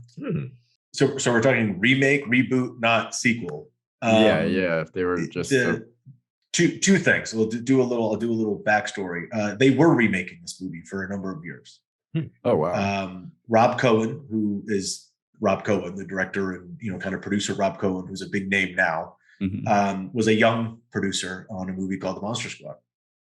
When Monster Squad had its resurgence in 2007, or 06 and 07, and the DVD came out and kind of made a splash. That's where Monster Squad made its money on the 20th anniversary DVD that no one else saw except for Lionsgate, but who wasn't even the original studio. But Rob Cohen said, "Oh, people like this movie. This is a thing. I'm going to remake it," and teamed up with Michael Bay's company to remake Monster Squad. And much to the chagrin of a lot of the fans, and so the torches and the pitchforks came out, and they worked on it for a number of years and couldn't get the script right, because you can't remake this movie in the same fashion. You can't have the kids do and say the same things. And they just couldn't really get it, apparently. And then Universal Studios announced that they were doing a thing called the Dark Universe. Yep. And they were bringing around all of their famous Universal monsters, and then they're going to do the Avengers thing. They're going to do one-offs, and then they're going to do the Avengers thing. And Rob Cohen and Platinum Dunes apparently said, well, if Universal's doing that, there's no reason to remake the Monster Squad. And everybody rejoiced. And so that project died. And then the Dark Universe died. Tom Cruise. Because a lot of people don't know that Dracula Untold was the first installment of the Dark Universe for Universal, and no one saw that movie. And Universal panicked and went, oh shit, is Tom Cruise available for the Mummy? We got to put Tom Cruise in a movie. We got to save this thing. And it didn't. That's your answer. You asked me for the one bad Tom Cruise movie. That's it. That's it. Yeah, the one. He's done a million. You get one. Get some mulligan. Now, let me ask you this. Now, you've made lifelong friends on the set on Monster Squad. Wait, hold on. So hold on. There was a second half to it. There was a second half. Sorry. Okay, I'm sorry. That's okay. No, I don't skip yours. I want to go back to it. But you said, would I be interested in it? I don't know. A reboot, a remake is different. And the interesting thing is why there hasn't been a lot or anything actually in the monster. It's always been a rights issue, and so that's still in process of where those rights are. And that's all. That's a whole other conversation that I'm not at liberty to discuss because it's not my thing. What we talk about reboots and remakes, we've seen it a lot. We've already seen Monster Squad that have been remade. Yeah. So we don't need to do it. We don't need to do it. Yeah. And there's been funny conversations with Fred and Shane at Netflix and at Fox and at New Line and all these places about doing it. And it cracks me up. And Fred and Shane don't want to remake it. Oh, what's the point? I mean, it's been remade. Like it's Stranger Things. Anyway. It's all this other stuff. A sequel is a totally different story. And I think if they were involved in it and it was a cool story and done well, and I think we'd all be very interested in it. Oh man, it could be like the Cobra Kai treatment. Like, you know, you guys are all grown up now, you're adults. It could be a Netflix series that follows your kids that are carrying the oh man, it'd be so much fun. There's a lot of Monster Squad universe that you could dive into, and look, just between you, me, and all your millions of listeners. Thank you. There's a really cool sequel story on someone's laptop, and it's kind of a kick-ass story. It's mine, but it's I developed it years ago, and I keep adding to it, as they sprinkle in some updates. And don't tell him that. He'll be contacting you like, hey man, if you just want to send it to me for a read through, I'll do it. Yeah. It's I keep that thing very close. Like only a handful of people know the story, but I actually dig it. I think it works. I could be a little biased. I will gain your trust. One thing, I will read that script. there's so much to do in that world, and I do think if there was a sequel, it would be a current day. We're obviously older. There's got to be kids involved. It's a passing of the torch type thing. We're involved, but it's about a new gang of kids or a new squad of kids. But one thing that I actually came up with in my mind and kind of batted around a little bit, I was like, one of the things that interests me about Monster Squad, the story that we see, is Dracula gets away. It's something that's missed in the beginning of Monster Squad because I don't know why they didn't keep the scene in the movie. They actually capture Dracula at the beginning of Monster Squad and they stake him and they put him in a wagon. And then they go up to the castle to do the amulet thing and suck all the bad shit into the vortex. But what they do is they leave the body of Dracula down in the wagon with like a red shirt to guard it.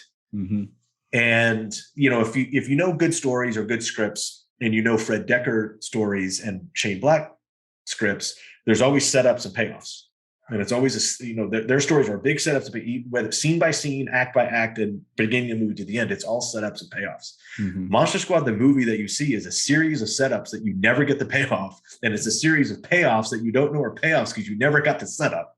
Mhm. And it was a much deeper, full script, in the beginning of the production, and it just kept getting whittled away.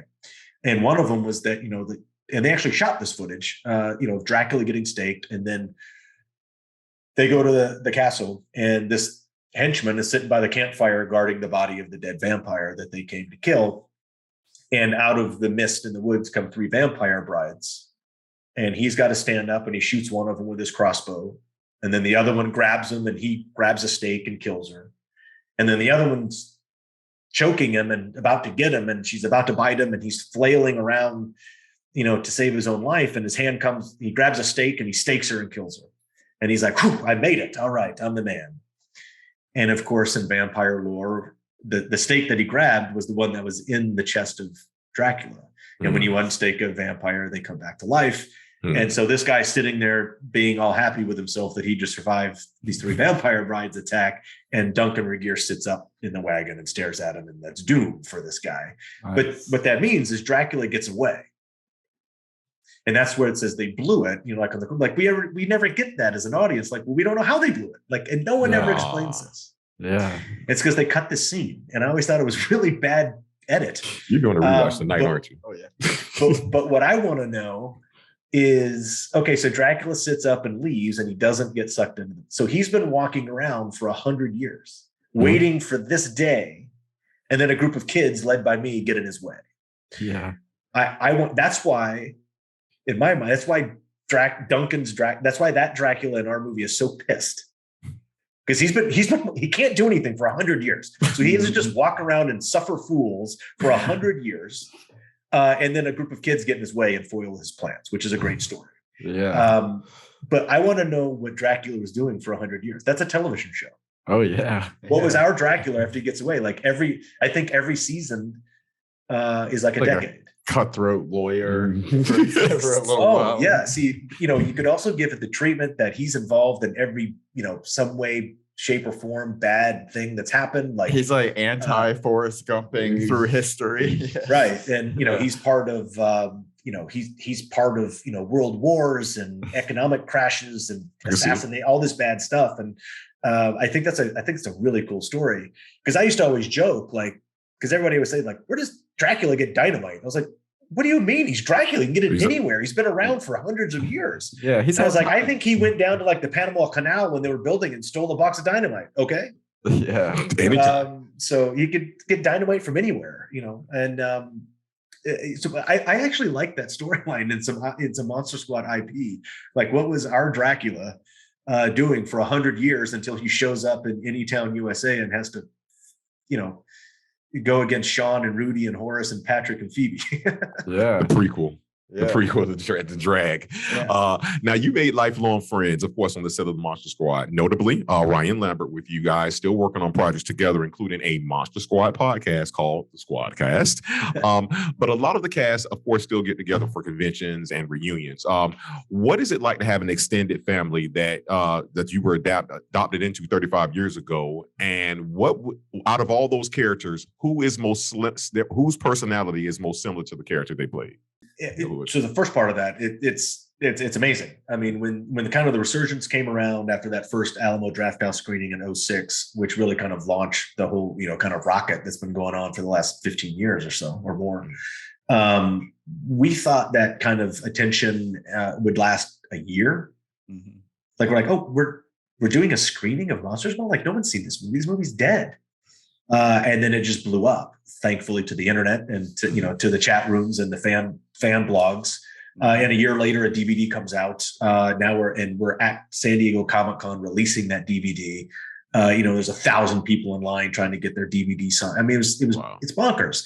But we thought this was going to last about a year, maybe two, maybe go into another summer and do this convention thing, or have a screening somewhere, somebody, some theater, some art house, some festival for about 12 or 14 years, played Monster Squad every weekend somewhere for over a decade. Thank you. And that was insane. And we thought it was going to fizzle out, and it hasn't fizzled out. It's still going. And now it's been, a couple of years, of course, but that's what led to, me sitting around realizing that this movie made an impact on some people in some way, shape, or form. And it's not superficial. It's real. This thing's real. And there's something very interesting there. And that's what I wanted to sort of investigate and interrogate. And that's what the original kind of thought that the documentary should be. And then I lucked out more than I could ever dream when I, started throwing that project around and hooked up with Henry McComas at Pilgrim Media Group. And, they became a studio partner with my company to make the documentary. And, I thought it was a nice thing to add to the Monster Squad kind of parade. Yeah. And, but to be a part of that and bring all those people in, Stephen Mock says a very nice thing. And he says it very publicly a lot, that none of this would happen without me. I don't know if that's necessarily accurate. I think I've sort of been maybe the upfront, sort of like the gatekeeper to Monster Squad and the fans over the last, especially at the very beginning, because I thought it was fun. I thought it was interesting. I thought it was, something that not everybody gets a chance to do, and we should take advantage of it, while it lasts for a year or summer. And we all thought it would die. And then it started growing and growing and growing. And why would you stop talking about it? I think it's a fascinating dynamic. I think it's a fascinating paradigm that something like this became a paradigm shift for a lot of people, a lot of kids, a lot of fans. It became a paradigm shift for actors and creature effects guys and producers and writers and directors, whether it's negative or positive. And that's really what the documentary became. But it was really about understanding and realizing that the only reason that we are sitting here talking about this 25 years later, 30 years later, now 35 years later, are the fans of this movie that never let it die. It stuck with them. It connected with them. They brought it around the schoolyard. They ripped it off, HBO on their VHS tape and passed it around the neighborhood. They went to the video store and rented it every frickin' Friday. And sometimes stole the tape, then your mom's credit card gets hit for the $105 licensing fee, or the manager of the store just gives it to you because you rent it every weekend. Is it just first one was free, kid? Yeah. And now we're coming of age where we're having kids that are getting to the age where we're ready to show it to them too. So I feel like it's just going to keep on living on. Keep on going. Yeah. And look, now that was the next thing that's, the thing is fascinating. There's a whole second generation, and even a newer second, a younger second generation. There's some second generation Monster Squad fans that we've met when, these girls or boys were 5, 6, 7 years old. Now they're 15, 17, 20. And, but now there's still some new 5 and 6 year old second generations that are absolute, like they're just into it. Yeah. Like this is, when does this stop? I was like, I don't want it to, like, I'm not saying please stop. I'm saying this is fascinating. Yeah. And it's just always a really unique conversation to have. And why wouldn't you want to be a part of that? Yeah. And speaking of the devoted fan base, first of all, it's so cool how you pay so much service to them through all the conventions and the special screenings that you do, and just how you embrace all of it.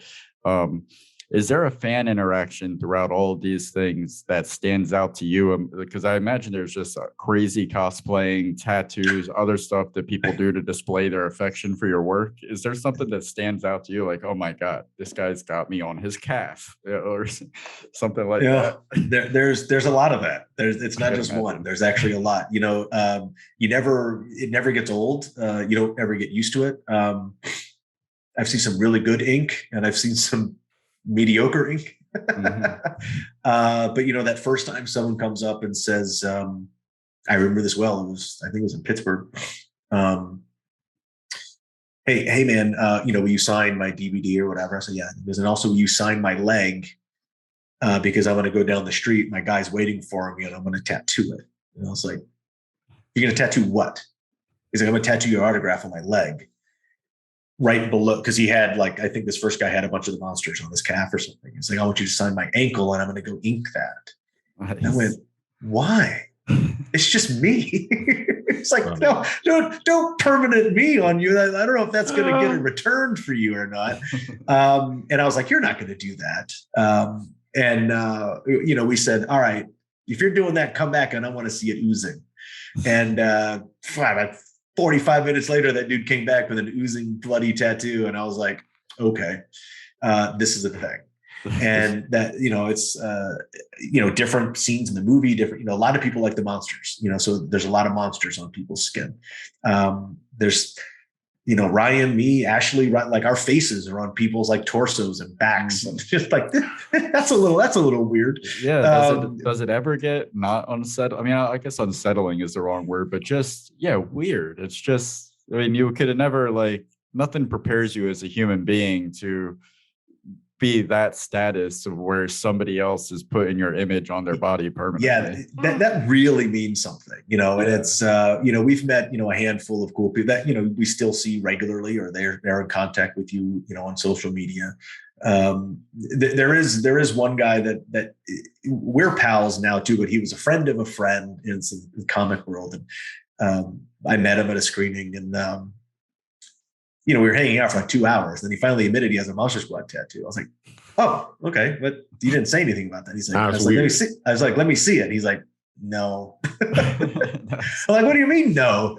And he's like, nah, it's not finished. It's not good. Like, it's not. I was like, oh, okay, never mind. I was like, show me. Come on.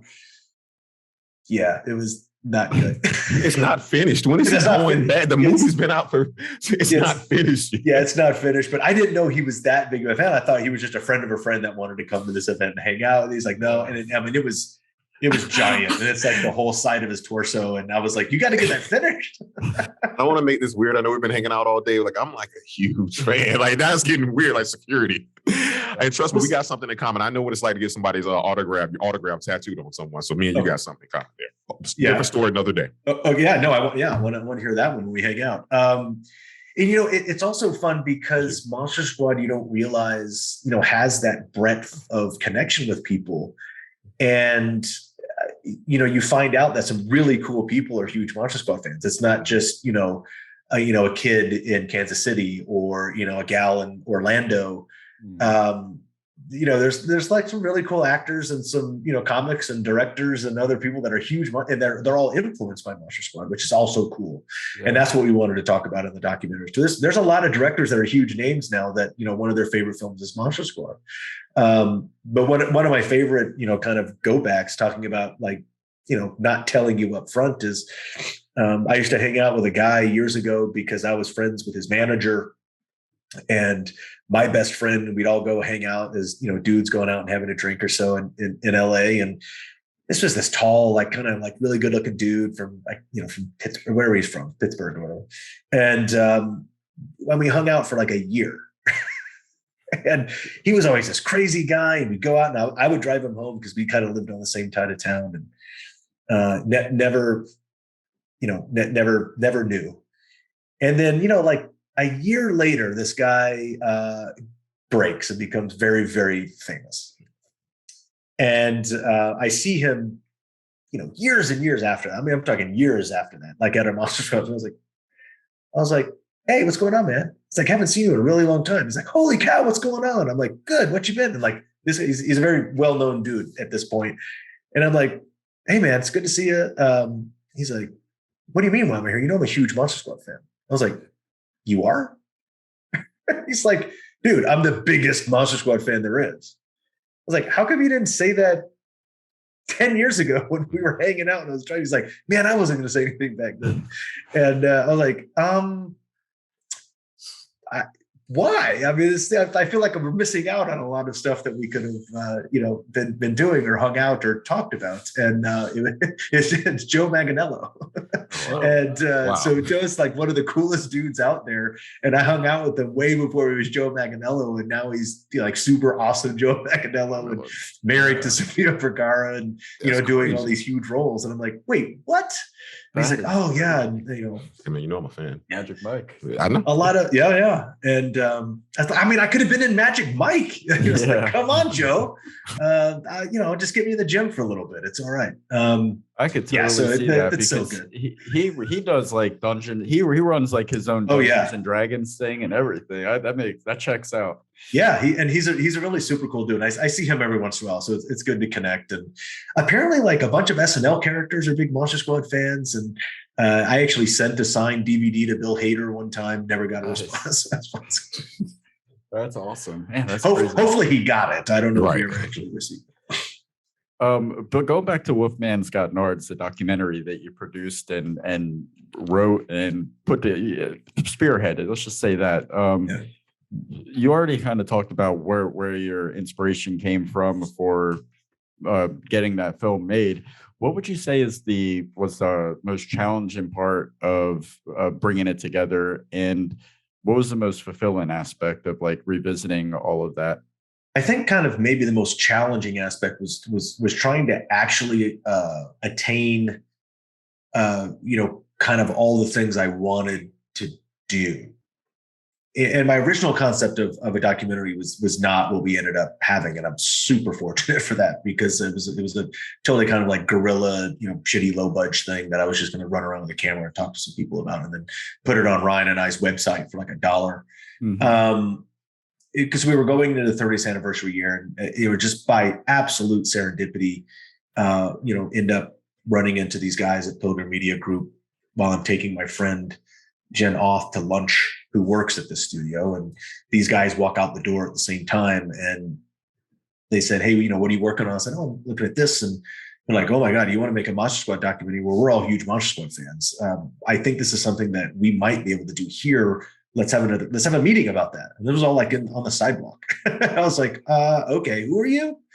And what it ended up being is now these three guys are three of my best friends, and Henry McComas and I work on other projects. And so I think when we first kind of got it, I don't know what the hardest thing was, because we did a lot of work, and I made that crew do a lot of work. I made Ryan and Ashley do a lot of work. I did a lot of work, but I feel like I was just coming up with the ideas, setting the things in motion, and these guys just really knocked it out of the park. So I don't know what was hard about it. I think they did all the heavy lifting. They will tell you that I did a lot of heavy work too, but I give all the credit to them, because they put an entire year of their lives into this project. And you can ask them, and I love when they say, and not 1 minute of it seemed like work. Mm-hmm. Mm-hmm. And I took those guys all over the place. I mean, we went to London twice. We went around the country. We went on that 17-city, Alamo Draft House tour in 17 days. So if you're going to ask what was probably the most difficult, it was probably that 17 days. Because Alamo had called me and said, "Hey, 30th anniversary is coming up. We kind of want to do like a tour. You guys want to do are you interested in going on the road and doing a tour?" And I was like, "I'd love to. By the way, do you want anybody else to go? Because I'll call Ryan and Ashley. It's always a big draw." They're like, "Holy crap. Yeah, that'd be great. See if they want to do it." Mm-hmm. I called them up. They said, "That sounds fun. What do you think it'll be?" I said, "I don't know. Few cities, like we'll fly around, like do 2 this weekend, do a couple others next weekend, all in October, I think. So it'd be kind of fun. And, we get paid a little bit to do it." And they're like, "Yeah, we're in." I was like, "Great." A couple months later, Alamo calls me back and they're like, "Hey, we're in. We've got it set. It's 17 cities and it's in 17 days. And I'm like, "Wait, what?" So I had to call everybody and go, "Hey guys, guess what we're doing?" It's gonna be fun. Yeah, it's gonna be great. And Yeah. it was literally a different city every night. That's And wild. what's crazy, not only did we have to show up as the actors and do an intro, they show the movie, and then we do a Q&A for 30 or 45 minutes or an hour after, and then you go out in the lobby and sign everything for everybody that wants to stick around. We did that. It was only 17 cities, but over half of those locations did 2 shows in each night. So we had to double up in half of those cities and do 2 screenings and 2 Q&As and 2 autograph sessions, all while I was also dragging a production crew around and documenting all of this. Wow. Which couldn't have been better. I mean, that's documentary gold, and a lot of our best stuff came from that 17 days. But also we had Ashley Banks' baby. So we had a 16-month-old infant that we had to take on the road for 17 days and pack up and take on the plane. And we just did it like family style, and everybody did their role and got us on the airplane or on the train or in the rental car and went all over the country. We started in San Francisco and we ended in Virginia. Wow. That's awesome. I can totally appreciate the overwhelming, like how it could feel so overwhelming to go into a project like that. It means so much to you. You know how much it means to the fans, and there's so much that you want to cover and want to convey. To fit it all into one documentary must have felt just kind of overwhelming at times. It did, and you can only do. I mean, you can try to do too much, and I realized that I had great people working with me on this, and there was things that you would want that it's just didn't happen. There's people that you wanted to get that were just unavailable or not interested, and that's okay. But it's the stuff that you find that you discover, out of the blue, like on the road, and and honestly, some of the stuff that ended up happening that wasn't planned. There's two moments that are actually in the documentary, and they're big bits that we weren't planned to do that. We didn't know that was going to happen. Those two things very well may have actually supplanted and replaced some big face name as an interview or something, because it's just better part of the story. Yeah. And you realize when you're making something like a documentary, it's a living, breathing, organic thing that grows and changes and evolves as you make it. And even after you stop shooting, it changes as you're cutting it. And that's Henry. Very few people touched that movie, and not one of them wasn't a fan or had some connection, and or really liked this project. And that's why the quality and the heart that they came out. I think the documentary turned out pretty good, and I'm not even taking the credit for most of that. Where can people find that now? It's still, if you're in the US or Canada, it's still available for VOD, whether iTunes, Google Play, it's on Amazon Prime. If you want an actual physical copy of it, you can order it from Amazon. Awesome. I think it's still on Plex and Tubi as we speak, if it hasn't changed. Things cycle out, all the time. It's being released internationally as we speak in a number of markets like the UK and Australia and Germany and Spain. We had a little kind of hiccup. I don't want to say hiccup, but a little delay actually getting this movie out. So it's taken a little bit to actually get the international release, but that happens with movies. And so instead of seeing it in the 30th anniversary year, fans are seeing it in the 35th, anniversary year, or the 36th when it came out, but or 31st. And so it's neat, but I cannot emphasize enough how great everybody that touched that film was. And it turned out, way beyond the quality and the scope and the depth that I could have possibly dreamed of having. And I'm really, really proud of that project. Awesome. I know I said in our initial conversation 60 to 90 minutes, and we're coming up on 2 hours now. Are you tired? Fine. No, I'm completely fine with that. But I thought you were starting to look a little tired in the eyes. I wanted to just take a moment to just see how you were on time. I'm great. I'm just old. Okay. Cool. All right. Same here. All right. That Red Bull's coursing through me. I still got another. I'm good. I'm a tea fiend, so I've got my tea. I'm good. In 1987 and 88, you starred in Mr. President alongside the Titan that is Mr. George C. Scott. What was it like working with him? That was probably, again, add another, a bullet point on the list of my, really cool TV dads. Absolute force, just an absolute. I mean, the dude's like he has his own gravity. He's just a presence. Can be a very sweet guy and very funny and very caring, when it comes to it, and can be a total tyrant, and take no shit from anybody at other times. This is 88, right? 88, 89. That was right after this. That's the show that I got right when Fox became a network. Because like I said, the three kids from that cop show all got their own shows on Fox. I had actually got offered 2 shows when Fox was brand new network. Mr. President was being produced by Johnny Carson's company, and Ed Weinberger, who was a giant TV producer, was producing it, and it was starring George C. Scott and Conrad Bain, and it was guaranteed to go 2 seasons. And they were paying they're paying very well, even for my offer. Mm-hmm. The other show had nobody attached to it that anybody knew, and the pilot wasn't even guaranteed to air. So of course you pick the one that's starring George C. Scott that's going to go for 2 seasons. Yeah. And and then it didn't go past the second season. But again, because there's a trend, with my TV resume. But I think what it is that's on purpose to afford me the chance to go and do other cool stuff. But George was an absolute force, like just what a presence. And there was the first season, it was still a comedy from the beginning, but the first season was single camera film. And then we switched in the second season to 3-camera videotape with live audience to go straight sitcom style. So it was a big paradigm shift. And they actually got rid of the mother in the first season and replaced her with the aunt, who was that ended up being Madeline Kahn. So I'm on a set with George C. Scott, Conrad Bain, and Madeline Kahn.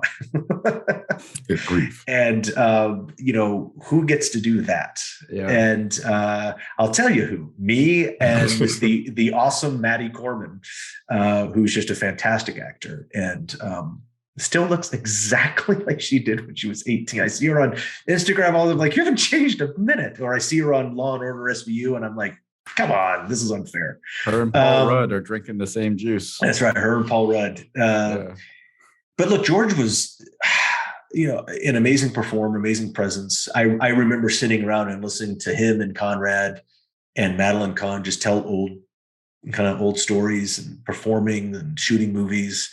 And then I remember, laughing and cutting up and, at those times. And then there was a time in the middle of that very first season that I learned a lesson on acting and shooting a scene. And I will never, ever, ever forget the lesson that I got as a 14-year-old, because I had never been yelled at as gruff or motherfucked as loud as I got by George C. Scott. Oh my God, I could not imagine. And it was almost like you're frozen stiff, scared out of your pants. And he wasn't wrong. His message delivery may have been a little, it could have been worked on, but his acting as a professional, thing that he was upset with me at, he was not wrong. But what it was when you're doing single camera work and you're doing coverage, so there's a 2-shot or whatever, and then you go into your close-up. So like if I'm doing the camera's on me for my close-up, George C. Scott's face is sort of right next to the camera, and you're doing the eye line. Mm-hmm. And then when it's on him, I'm standing next to the camera and for eye line and giving the lines. And apparently I was either fidgety or I was shifting my weight. And so I was moving, and it was kind of distracting him with his eye line. And let me tell you, not only did the camera stop rolling, I think the power went out at Paramount, and the earth slowed down for a second while George yelled at me for about 5 minutes. Good grief.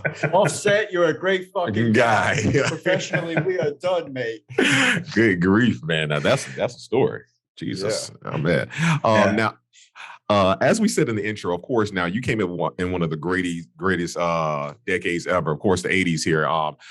For a child star in the 80s, we saw photos of you with Corey Feldman, and Corey Haim, of course, the two Corys, Alyssa Milano, Drew Barrymore, and even more. There must be at least one crazy story that you can share. We know there's a million you can't. There has to be one that you can share. With any one of those or anybody else? Yep, take your pick. Oh, I don't know if there's I might have to. I don't know. Oh,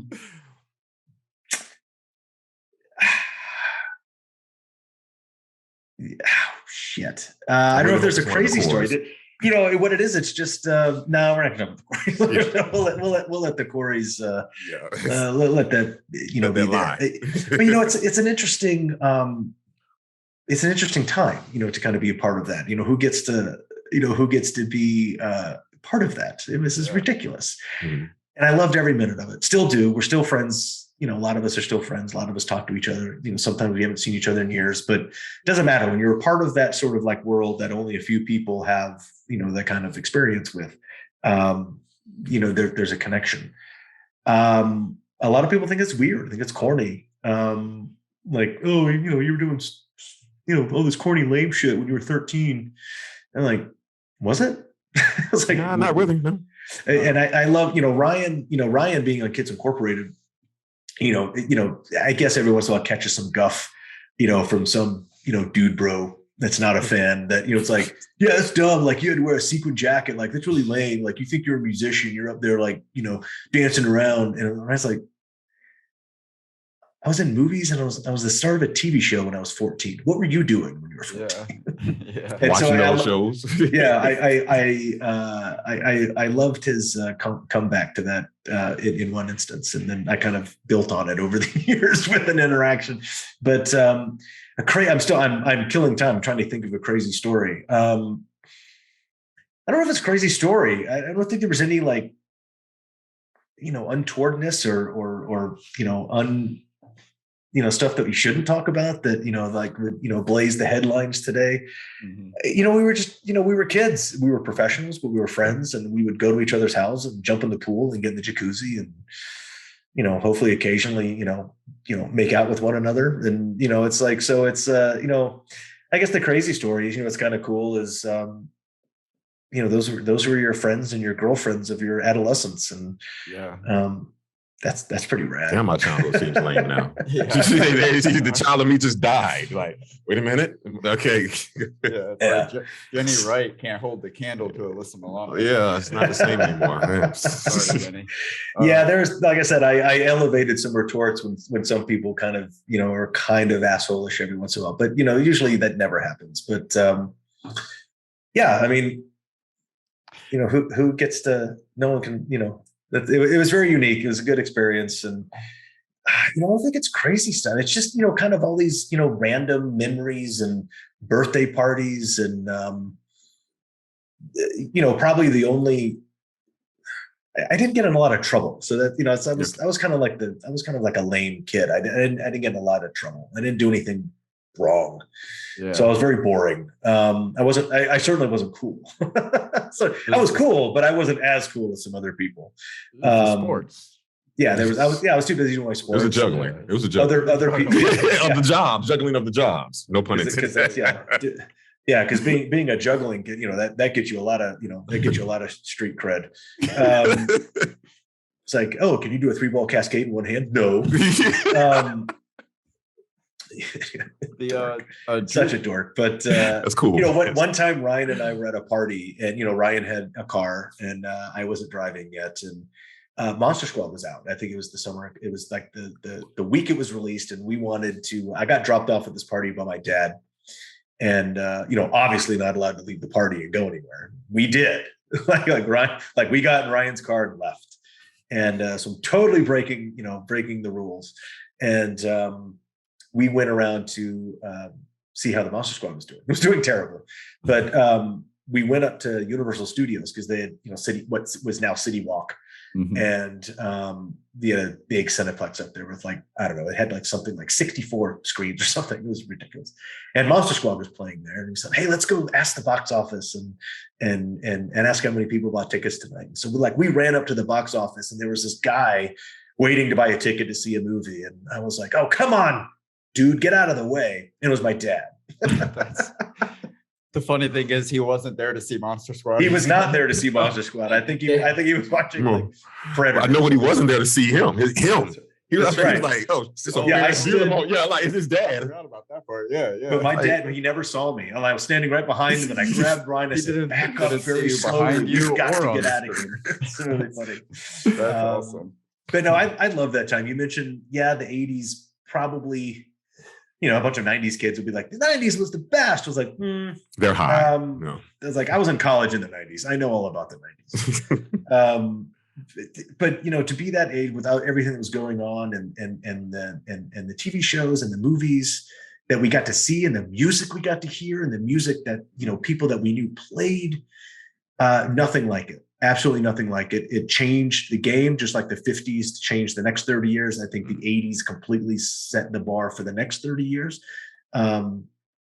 And I'm super proud of being I was born in the 70s, which means you're an 80s kid, and I will wear that badge. I'll wear that badge all day long. I was born in the 80s, technically a 90s kid, but I was lucky enough to have like all cousins that were 5 to 10 years older than me. And they're the ones that like, hey, you got to watch Nightmare on Elm Street. Yeah. Like Ferris Bueller's Day Off. They were the ones that kind of perfect. And that's what it's about. That's where you get that stuff from. That's where you get music from. That's where you get, movies and weird stuff that you're not gonna see on your own, because it's not your time. And I always love when that happens. So you lucked out. That was good fortune. There's a picture that is virtually behind your left shoulder of you and Drew Barrymore, and we like to make connections here. You and Drew Barrymore shared a connection in E.T. She was, of course, the younger sister in the film, and you were in the commercial for the very controversial Atari game. E.T. video game? And I read that like in 2014, like 900 copies of the game were discovered in an excavation in New Mexico. They sold for over $100,000. So I guess the question here is, did you get a copy of the game for your top part in the commercial, and did you hold on to it if so? So there's a great story there that starts off with not only that connection that you made with ET, but I had sort of mentioned the Youth and Film Awards, which was the awards kind of show that they do for kids. I was the presenter in 83 or whatever during that award show that presented Drew with her award for ET for the Youth and Film Award. So we go even further back than this photo. I think this was at the Youth and Film Awards when we were older teenagers, I think. But the ET Atari thing was actually turned into like this thing, right? And it was just a commercial I auditioned for. I remember where that audition was, because it was this big casting place, and it was a house on Fairfax. And I remember the director, his name is Mark Story, doing this Atari commercial, and like I don't have an Atari because I'm not cool enough. I was like, oh shit, I'm doing an Atari commercial with Rad. They recreated the backyard, from ET, and we shoot for like two days or so on this soundstage in LA. And what was really cool is, ET is a movie about kids on bikes. And which that's us, that's us, that's the 80s. That's what we did. And in fact, ET was actually shot in my neighborhood. So like the scenes where they're going down the development, those are all before the houses that are just up and over from my street, before those houses were built. We invented that shit. We went down those. So we did that. And the park, that's actually Cessnon Park, which got renamed ET Park. But that's our local park. And that's cool. When they fly off, when they first fly over the cop cars and all, that's on White Oak and San Fernando Mission. That's about 2 blocks away from my other house. But we invented that bike riding shit in that neighborhood. Like Elliot and those kids, interlopers, they didn't do that. C. Thomas Howell, that rapscallion. So we're shooting this commercial, and there was a bike in the background because it was a movie about kids on bikes. And I was like, wow, that was a mongoose. And I was like, mongoose was a decent bike back then. It was okay. If you had a mongoose, you were a total nerd. And I had a little shitty dirt bike. Like, it wasn't cool at this time at all. I got a little like off-brand something. So I wasn't actually a cool kid in the neighborhood yet. And I asked the production, I was like, hey, is there any way I can get that bike? Like, I'd love to have that bike. Can I buy it, or, whatever? And they're like, it's actually a prop rental. We can't give it to you. I was like, oh, okay. So we wrapped this commercial, and this commercial is actually like, we don't ever really, even on YouTube, we don't see the longest version of it. It's actually a longer couple cuts of this ad of like me playing the game. I remember it all very well. And, when we wrapped that, because it was just me, and there was actually a mom in this ad that you don't see in the short version on YouTube, but there's like 2 or 3 days on the sound. It was actually quite long. production. I'm sorry, did you actually play the game in the commercial? No. So the game, Okay. if we know the whole backstory of E.T. Atari, we were shooting this commercial before, the game only got built for 5 months and the guy usually needs 15. If you watch Zach Penn's documentary Game Over, it explains this whole thing. And the guy who was a very famous game developer at Atari, they only gave him 5 months to make this game. That's why the game sucks. And everybody calls it the worst video game in the history of the world. Is. It is. And if you fall in the pit, you can't get out. No, I always do. But they're actually cool. There's some Indiana Jones Easter eggs in that game, and it's actually really cool.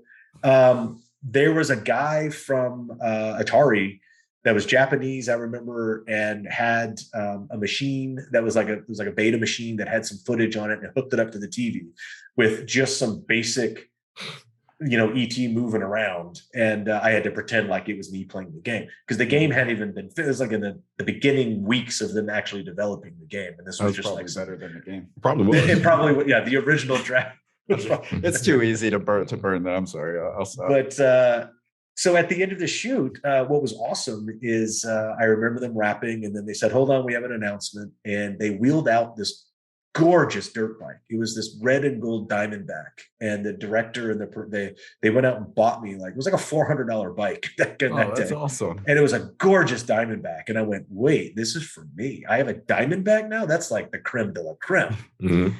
And if you had a Mongoose, you were just not nerdy.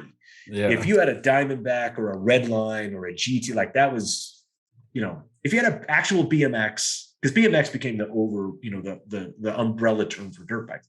But if you had an actual BMX brand or a Mongoose, you were just okay. But if you had a Diamondback, a Redline, or a GT, these were high-end, like really cool bikes. And this thing was gorgeous. And I was like, holy shit. And then the rep from Atari came over to me and she said, and we're giving you a game system, of course. And I was like, I have an Atari 2600 now. I want the bike. And no, I got the bike too. I got the bike. The bike was from the director. I got the bike. And then the Atari rep gave me a game system. And she goes, and I am going to ship you every game that Atari makes. Wow. And then when ET comes out, I will ship that to you as well. And Mom, I only want to do commercials from now on. I said, that's amazing. Yeah. I never got one game. Oh, wow. Bitch, I told you, I knew it. I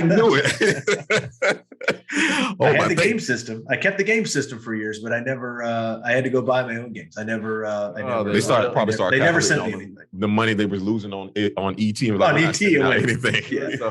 Anybody associated with that got fired, I think. But I'll be watching that. I'm watching Game Over tonight. I need that. Let me ask you this now. Have you seen that? Have you seen? I've seen like 20 minutes of it, but I want it's actually fascinating. Not to kill the spoiler or anything, but right. With the game, the reason they only had 5 minutes is because they wanted the game done so they could do it as a Christmas for the movie gift. It was for the Christmas thing when it came out. Right, because the movie had just come out.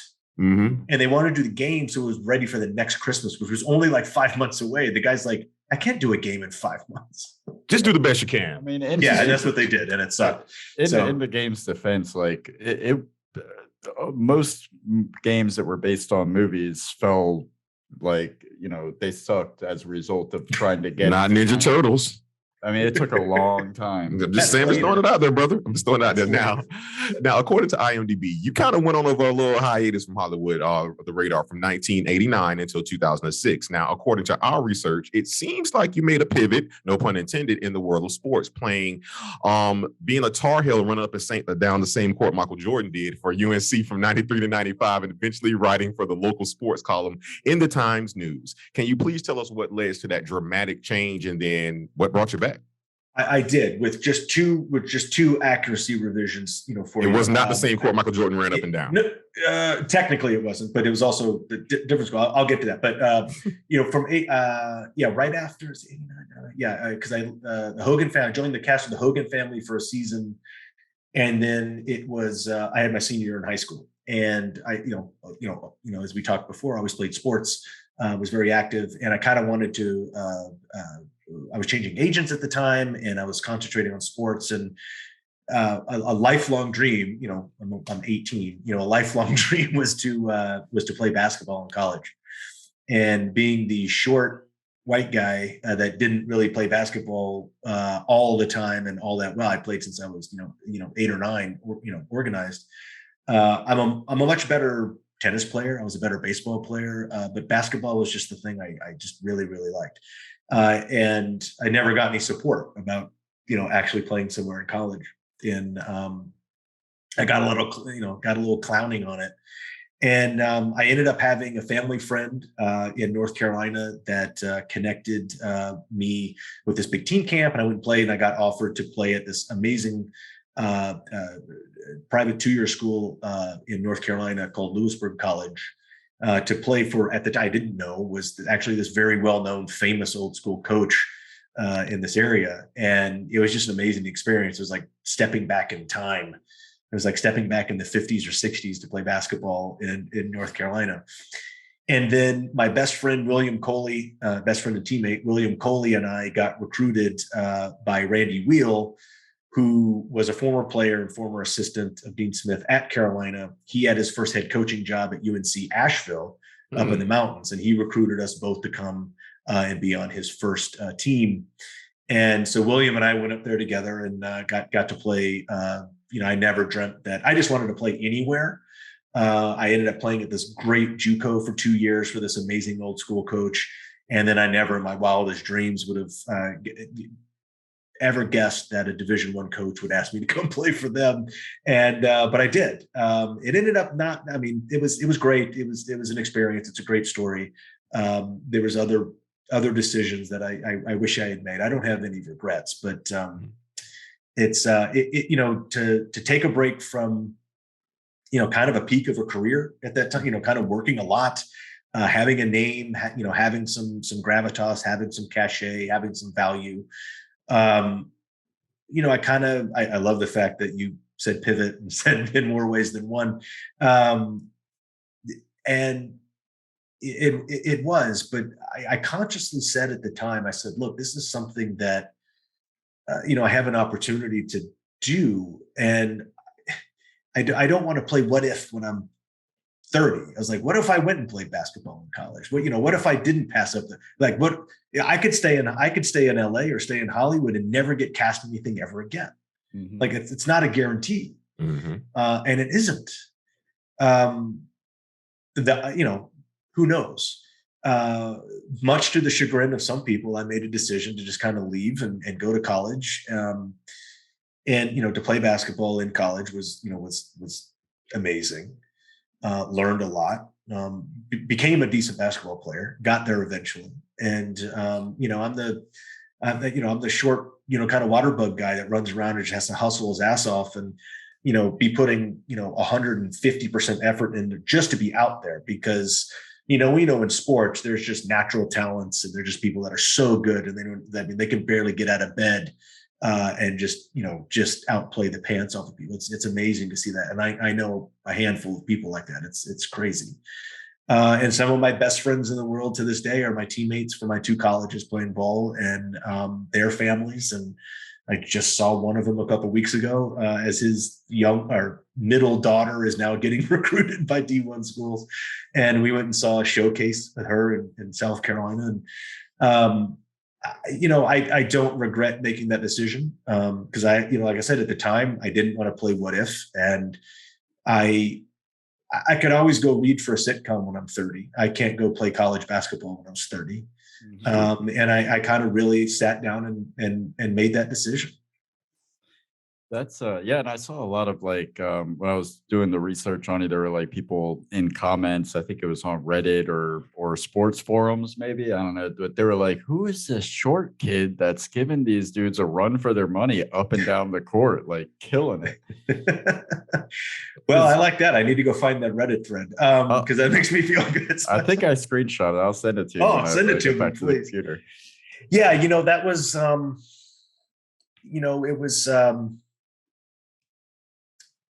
it was it was a challenge to not only not be the most gifted. I was always a good athlete, and the one thing I always had, you can ask anybody. I'll tell you, every coach I've ever had will tell you, and you can ask anybody that was a teammate or an opponent. It's very hard to find someone that I played in or around that out hustled me.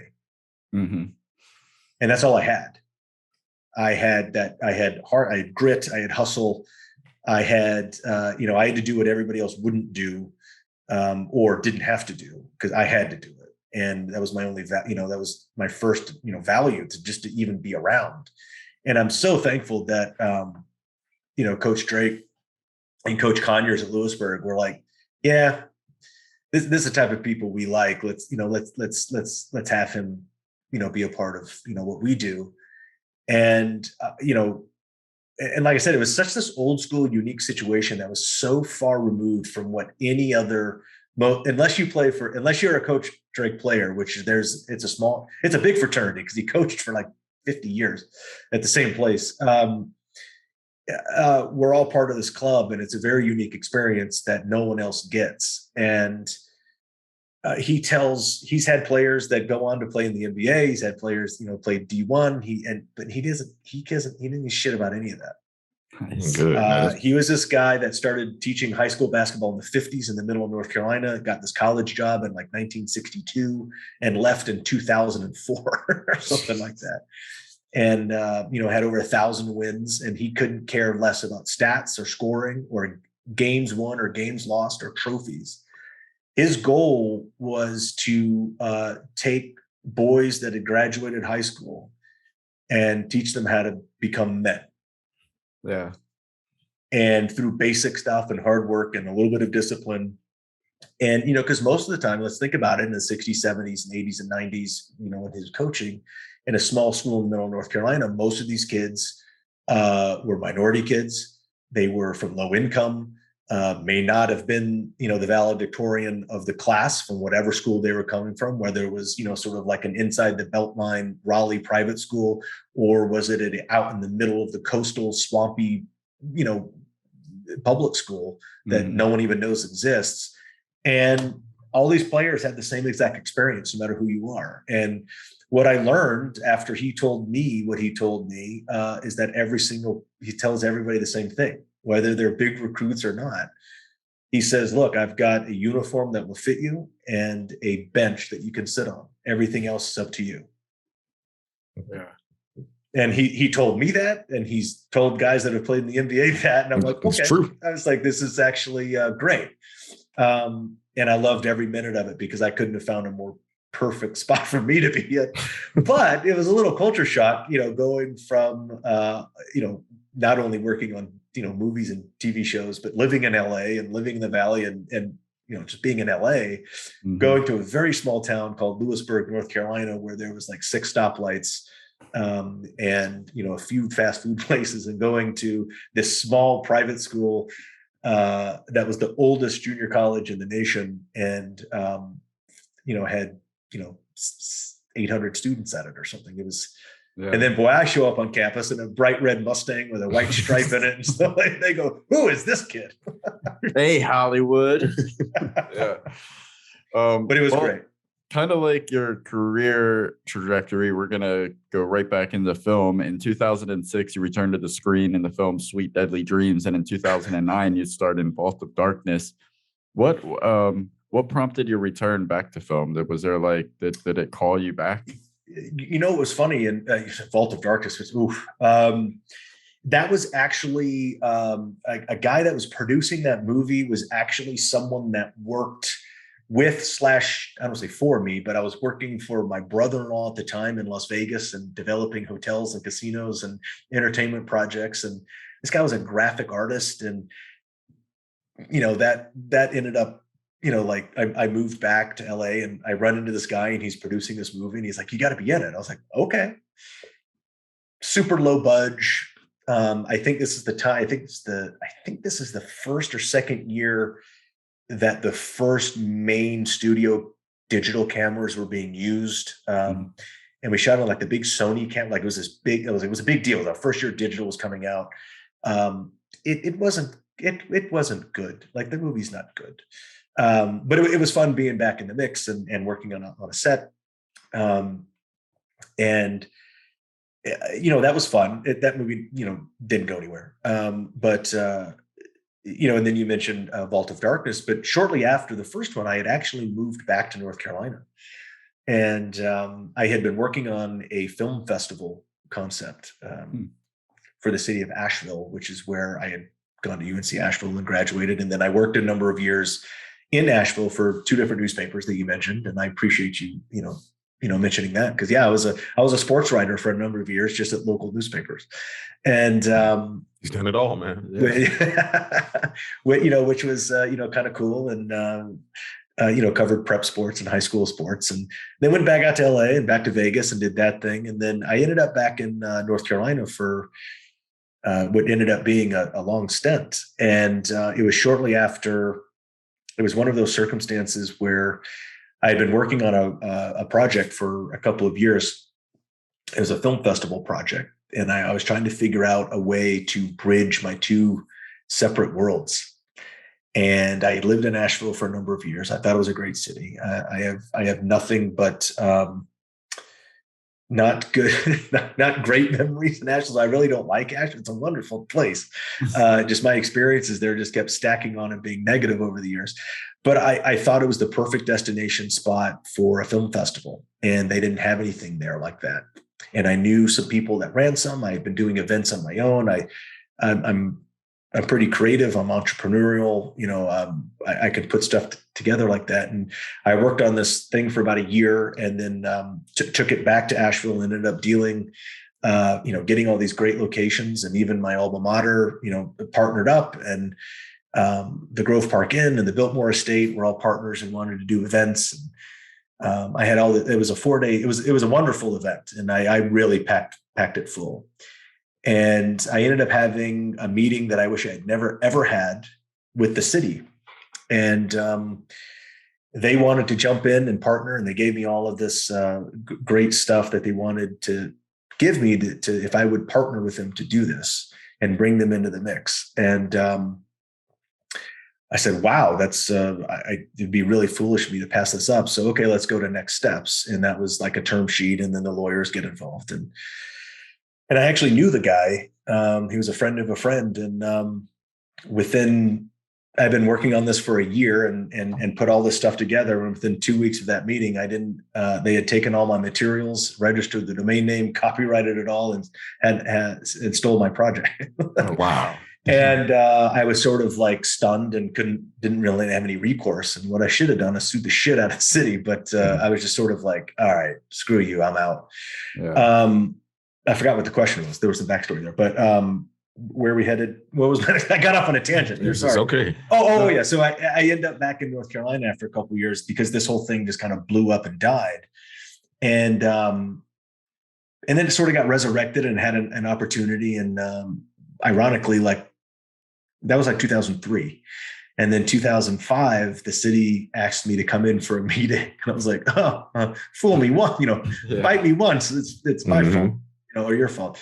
And they actually asked me to take the project over and buy it back from them because they were losing money. They'd had 3 events and they were just terrible at running it. And I hope they hear this. And the city manager actually offered, he was like, look, I can't do this event anymore. It's already set up. Like, we lose money and it's taxpayer, it's city, but it's like taxpayer money. We can't do this anymore. I wasn't involved in your thing a couple of years ago, but I know, it was a better thing. Will you buy this project back just for what we lost on it last year so I can zero out the books and then move on? And then you get your thing back. And when I mentioned earlier, I don't have regrets. I only have probably like 2 or 3 ever. This is one of them. And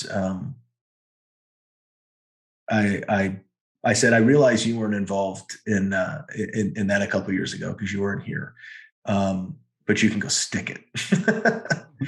And I said, you want me to buy my own thing back? Yeah. That's kind of insulting. And right. Where I made the error, where my regret is that business Andre, a couple years later, that had learned more, would have said, okay, I like your deal. I'll accept it. And the terms are, I will pay you that sum that you mentioned, but I'm not paying that to you now. I will pay that out of any profits as I have this event going forward. Mm-hmm. and just sort of do do the deal that way. And I didn't, because my pride was surfacing. I was still steamed and mad. Yeah. And so by my own fault, as it got resurrected and had that offer, I didn't take it. And I told the city to shove it. And so it left me in the position with nothing to do. And I ended up, going back to visit one of my best friends from my first school, who had just started a company a couple of years before that. And he said, "Oh, just come on and hang out here for a little bit." And well, I ended up started working him in that company and left 9 years later. So I got, I don't want to say I got stuck doing that, because I learned a lot and it was fun. And I helped my friend build his company. And I just left his house the other day. It's very successful. And but that was a whole other talk about pivot. Yeah. But you mentioned the Vault of Darkness. And so this was in that time in 2009. Interesting enough, a lot of stuff we find out, which is crazy. It seems as disparate or discordant as it could be, and they all connect. And so you'll like this. I was living in Raleigh, Raleigh area, and working with my friend and his company and traveling around doing all these cool events. And 2 years prior or 3 years prior was the first reunion screening at the Alamo Drafthouse, where all this Monster Squad resurgence started. And that all kind of started when I was in North Carolina, and I moved back. And so I was servicing it from there. And what I learned in 2007 or 2008 is that the two guys that owned the 35 millimeter print of Monster Squad was the one that started that original screening that the Alamo Drafthouse and Eric Vespi tracked down, and they shipped to Texas to show, because they wanted to show it on 35. Because the DVD didn't exist. There was nothing to show it. You had to find a 35 print. And they found one. And then after it blew up, this print traveled the world for the next 10 years. This print literally traveled the world for 10 years. And the two guys that owned this print were some, kind of film collectors that actually lived in North Carolina. And so I contacted one of them and I said, "Hey," and his name is Matt Panacci. And I said, "Matt Panacci, this is Andre Gower." He's like, "No, it's not." And I said, "Yeah, it is. I just want to say hi. I'm actually down the road. I love, I know your print. I've seen it a couple of times. I've appeared at it. And the story, let's get some dinner." And so we became friends. And his buddy that owned the prints with him, because they owned hundreds of obscure prints of movies from all over that they would go collect, and they had it all in their basement. And the other guy's name was Adam Hewlin, who was this, really cool dude. And he was a filmmaker. He liked to make films and make shorts. And North Carolina has a rather robust kind of filmmaker community and arts and entertainment vibe. And every so often, the politics in North Carolina get it right, and they have a big production thing going on, and then the politics fucks it up and they kill it. At this time there was a group of filmmakers, and Adam Hewlin was doing the short film that was it was a vignette. It was a part of an anthology, like a horror themed anthology. Mm-hmm. And he was like, "Look, dude, I know you're down the road, and I doubt you'll do this, but I've got this show. Would you want to be in it?" It's kind of like this, kind of mind bender, kind of freaky thing about this girl. You play the husband, and I would just love for you to be in it. And I was like, "If you can make it work to where I'm able to, let's do it." So I went and shot this short film called I'm just blanked on the actual vignette's name. I'll think of it in a minute, but it's the anthology movie is called Vault of Darkness. Mm-hmm. And I ended up doing this film with this, kind of really cool actress named Christina Cupo. And we're still friends. And it was Adam Hewlin's little, short thing, but it was really cool because it was, we were shooting it on 35 millimeter in 3D. So he was doing a 3D 35 millimeter, and it was really hard to do. And they had to actually custom make some lenses. Mm-hmm. And somehow we were shooting on this old 35 millimeter camera that Adam either owned or got his hands on. And apparently it was one of the cameras that was used to shoot Ben-Hur. And it was this old 40s film, and it was the loudest, heaviest thing you could ever see. And you could actually hear the camera running in the movie because it's so loud, like this big beast. And, it turned out great for what it was. And it was part of this cool anthology. And I think it got released on like Prime, like during COVID, because like, when everybody's just clamoring for content. Mhm. Hell, I'm sure, that other movie found a home somewhere. Everything got released during COVID, but that was kind of cool. And, to celebrate, the people that worked on that and, the other actors. And we actually, I'm still friends with a bunch of the crew, including Adam and Christina and of course Matt, but he wasn't part of the production. And there's some filmmakers and sound guys and local people that worked on that kind of local shoot, which I love local filmmaking. I love local filmmakers. I love being a part of stuff like that. I did another thing in Pennsylvania for a friend of mine, a local filmmaker, a couple years ago, and I just dig that. Are the movies great? No, that's not what it's about. Yeah. They are what they are. Sometimes they're fantastic, and sometimes they're little gems. And I just love, being a part of cool stuff. And if my appearance or my involvement helps in any way, then why not? I enjoy it. I get a kick out of it. It's nice seeing cool people get some sort of recognition. And maybe no one thought these filmmakers in this Vault of Darkness anthology film shot out of nowhere, North Carolina, would ever be. And they look, they got released on Prime. I mean, that's a win. That's amazing. Yeah. Mm-hmm. Yeah. And I'm still friends with some of these people. Some of these the cast and crew of that film, and it even lends to the fact that people that I've met that were fans of North Carolina or friends of fans or people in that crew,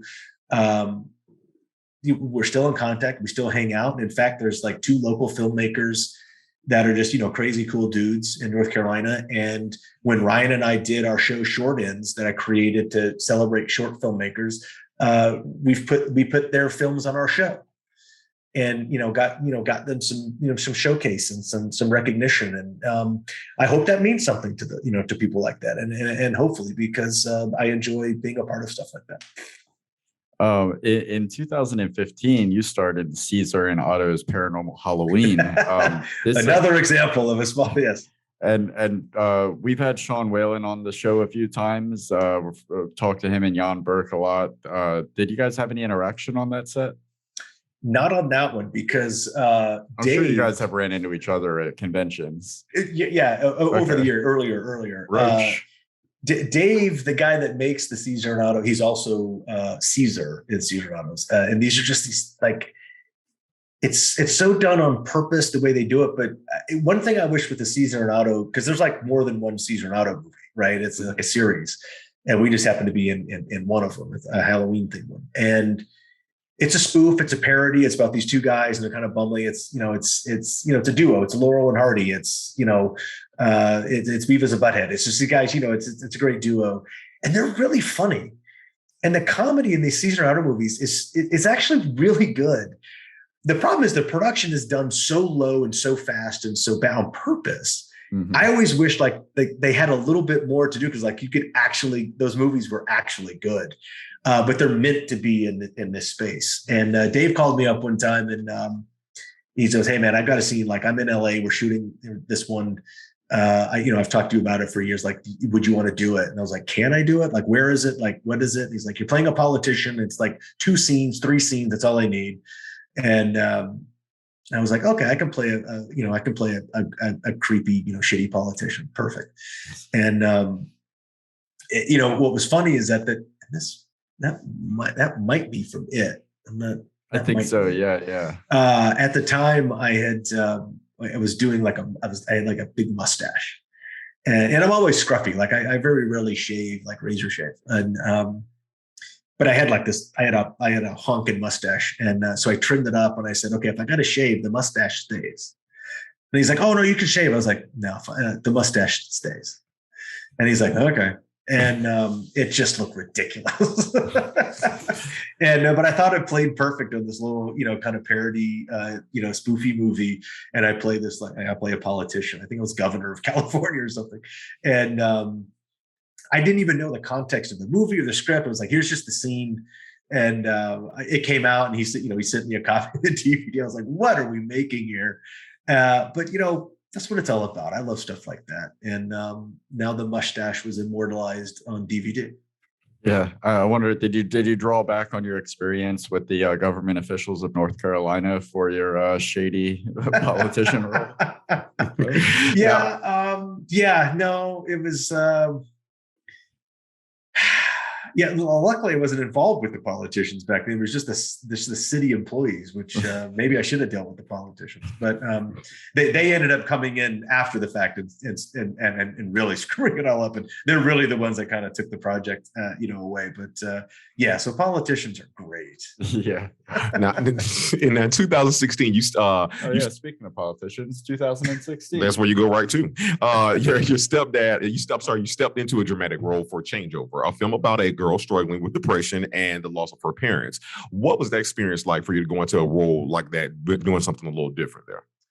Well, I thought that whole concept was, again, another local North Carolina filmmaker, and a project, while I was there, that I actually knew this guy. His name is Estes Tarver, and kind of this small filmmaking group again. And he asked me to play this. It was a role that a script that he wrote, that he was directing and making. And that's no small feat. Like, is filmmaking rocket science? No, it's actually very easy. There's just a lot of steps and a lot of things to do. And if you're trying to do something with no budget on your own, it's harder. Mm-hmm. And so he was putting this film together. I thought the story was great. It was about a girl whose parents die, and she ends up having to go live with an uncle that she doesn't really know, who's sort of like this divorced father he's a tennis pro. So, sort of that kind of cliche lifestyle. And he's got a son of his own, and he's not equipped to take on a teenage girl that at all, let alone just lost her parents, or maybe has her own issues too. So it's about depression. It's about, self-harm and getting through that situation, through trauma. And I'm actually like the family lawyer in this. He's like, I got a great, I think you'd be great at it. Would you come in and jump in? I was like, sure, that sounds great. And,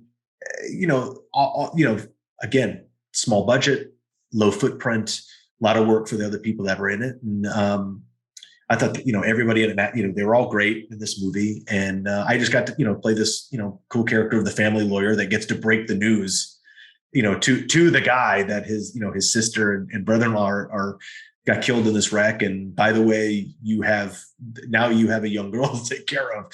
So, I actually kind of liked that scene. It was one of those things where you're not really prepped for it. It's not a lot of, lead time into it. But I thought the scenes that I worked with Estes, who was actually the guy and also the director, I thought it turned out to be a nice little warm story, for a local filmmaker that was just putting together a feature. And like I said, that's no small feat. That got released too. People got to see that. So I think it's a neat thing. And again, another example of, knowing some nice, cool people that would like, that want you to be in their local projects. And you never know what's going to happen. Now, in 2018, you starred in Baby Frankenstein, and this seems like it's almost a return to the family-friendly supernatural comedy realm that we got with Monster Squad, with a little dose of ET thrown into the mix. Do you get pitched projects because of who you are, like, and what you've done, or these films?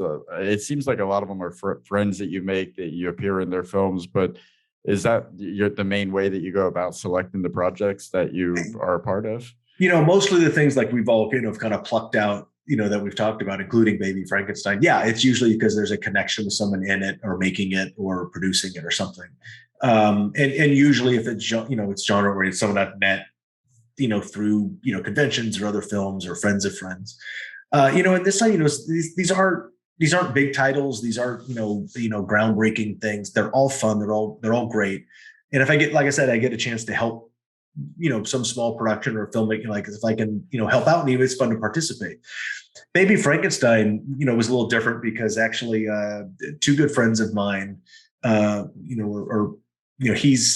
was a couple, and he's actually from a small town in Pennsylvania.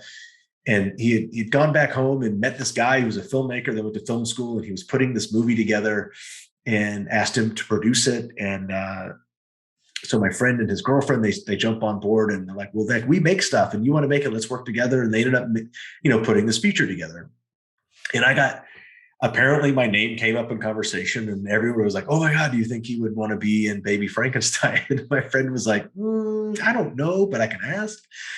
And he called and asked me and told me what it was about. Told me the story. I said, "Send me the script." I read it, and I actually didn't not like the script. Like, I thought the script was pretty cool. It just depends on how you put the pieces together, especially with a very, very low budget. I know what their budget they were trying to shoot it for and how long.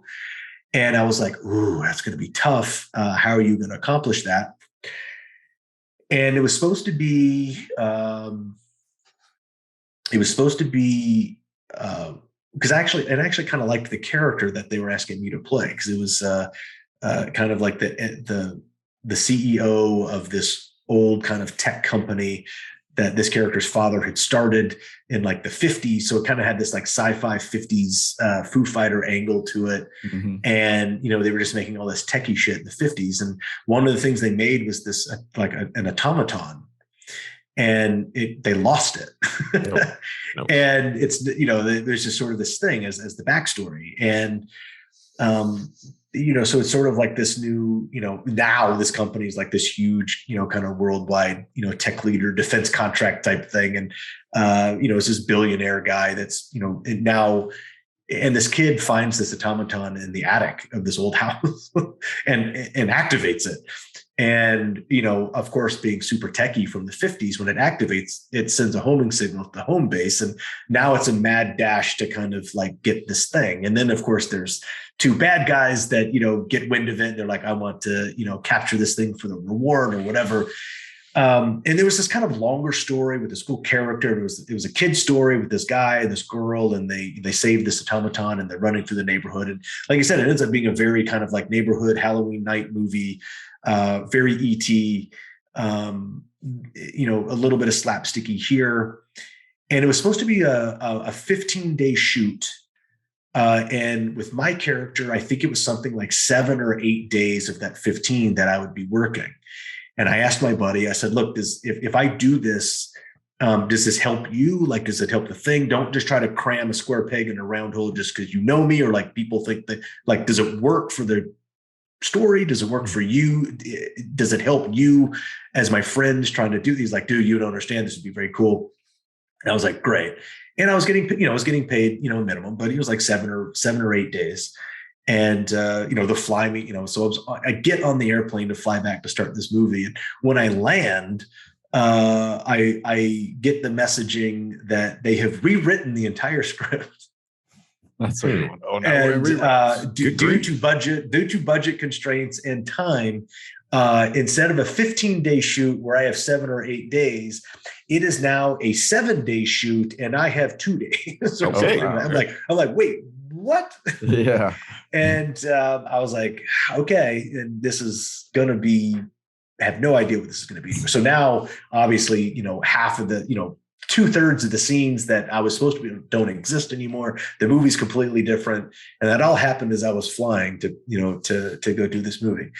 And, so we stuck it out. We tried to help. It was long days. And I didn't think that was ever going to see the light of day. And I couldn't imagine that anything coherent was going to come out of it. And I know the director took it around and festivaled it for like 2 or 3 years. And, there was a couple things that happened with that didn't need to happen. And, look, I'm in it. My name's on the poster. And, so you trade on that a little bit. And like I said, I do stuff to try to help and support people.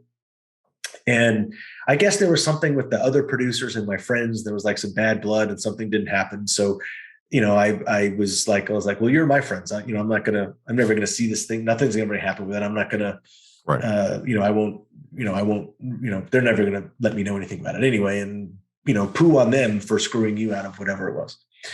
And so I didn't hear about this thing for like 3 years, 4 years. And all of a sudden, like, I'm actually prepping the release of Wolfman's Got Nards. And I got an email from a PR company that I thought was calling like to provide their services to me and they're like, "Hey, actually, we're the PR company and we're doing the release of Baby Frankenstein. And I have a bunch of media outlets that would love to talk to you about it." And I was like, what? What? Yeah. What movie? I was like, whoa, this movie got finished? What is happening here? And I was like, I'm not really sure. Can you send me like, I'd like to see it before, one, before I decide to talk about it, or two, if I should talk about it. Right. And, it ended up turning out, the filmmaker lucked out and turned something that was actually endearing and enjoyable. Some of the technical aspects, are a little lacking, but that happens. And it turned out to be, a little bit of fun. I'm terrible in it. And it is what it is. And so I did like 15 or 20 interviews for this movie that I never thought it would see the light of day, and I'll be damned if it didn't get a release on Prime. It's like, wow, okay. So there's another example of, this is during COVID time, and, an opportunity for filmmakers and producers and projects to get seen. And, I took it as a win that, someone was talking to me about another movie other than either Monster Squad or Wolfman's Got Nards, right leading up to Wolfman's Got Nards release. So I just used it as a little springboard, for what it was. And, look, it was enjoyable. It was, it turned out good. And, I thought it was, a neat little story, and I would have liked to see more. I would like to see that original script that got completely, chopped. But one thing I do like about it is, the two actors that play kind of the hijinks duo of the kind of bumbling criminals. That was the best thing that ever came out of that thing. I was like, I want to see more. I want to see a whole TV series with those two guys on. It was just bonkers, absolutely bonkers. And I thought they were fabulous. I love your outlook, how you jump in, how you were willing to like take on these. You could easily have an ego with you, like, who the fuck I am. I'm Andrew Gower. I'm Sean from the Monster Squad. I'm not being in this. What is it? Who else is in it? Like, you could eat, but it's so cool that you're like, it's almost like making the movie is second to making the memory, and your willingness to like help out independent filmmakers, knowing that your name comes with this stock with it, and that you're willing to give that as a gift to filmmakers who are trying to get something done, knowing full well that it might not be gold. That's so cool that you do that. Definitely. Yeah, and I appreciate that. And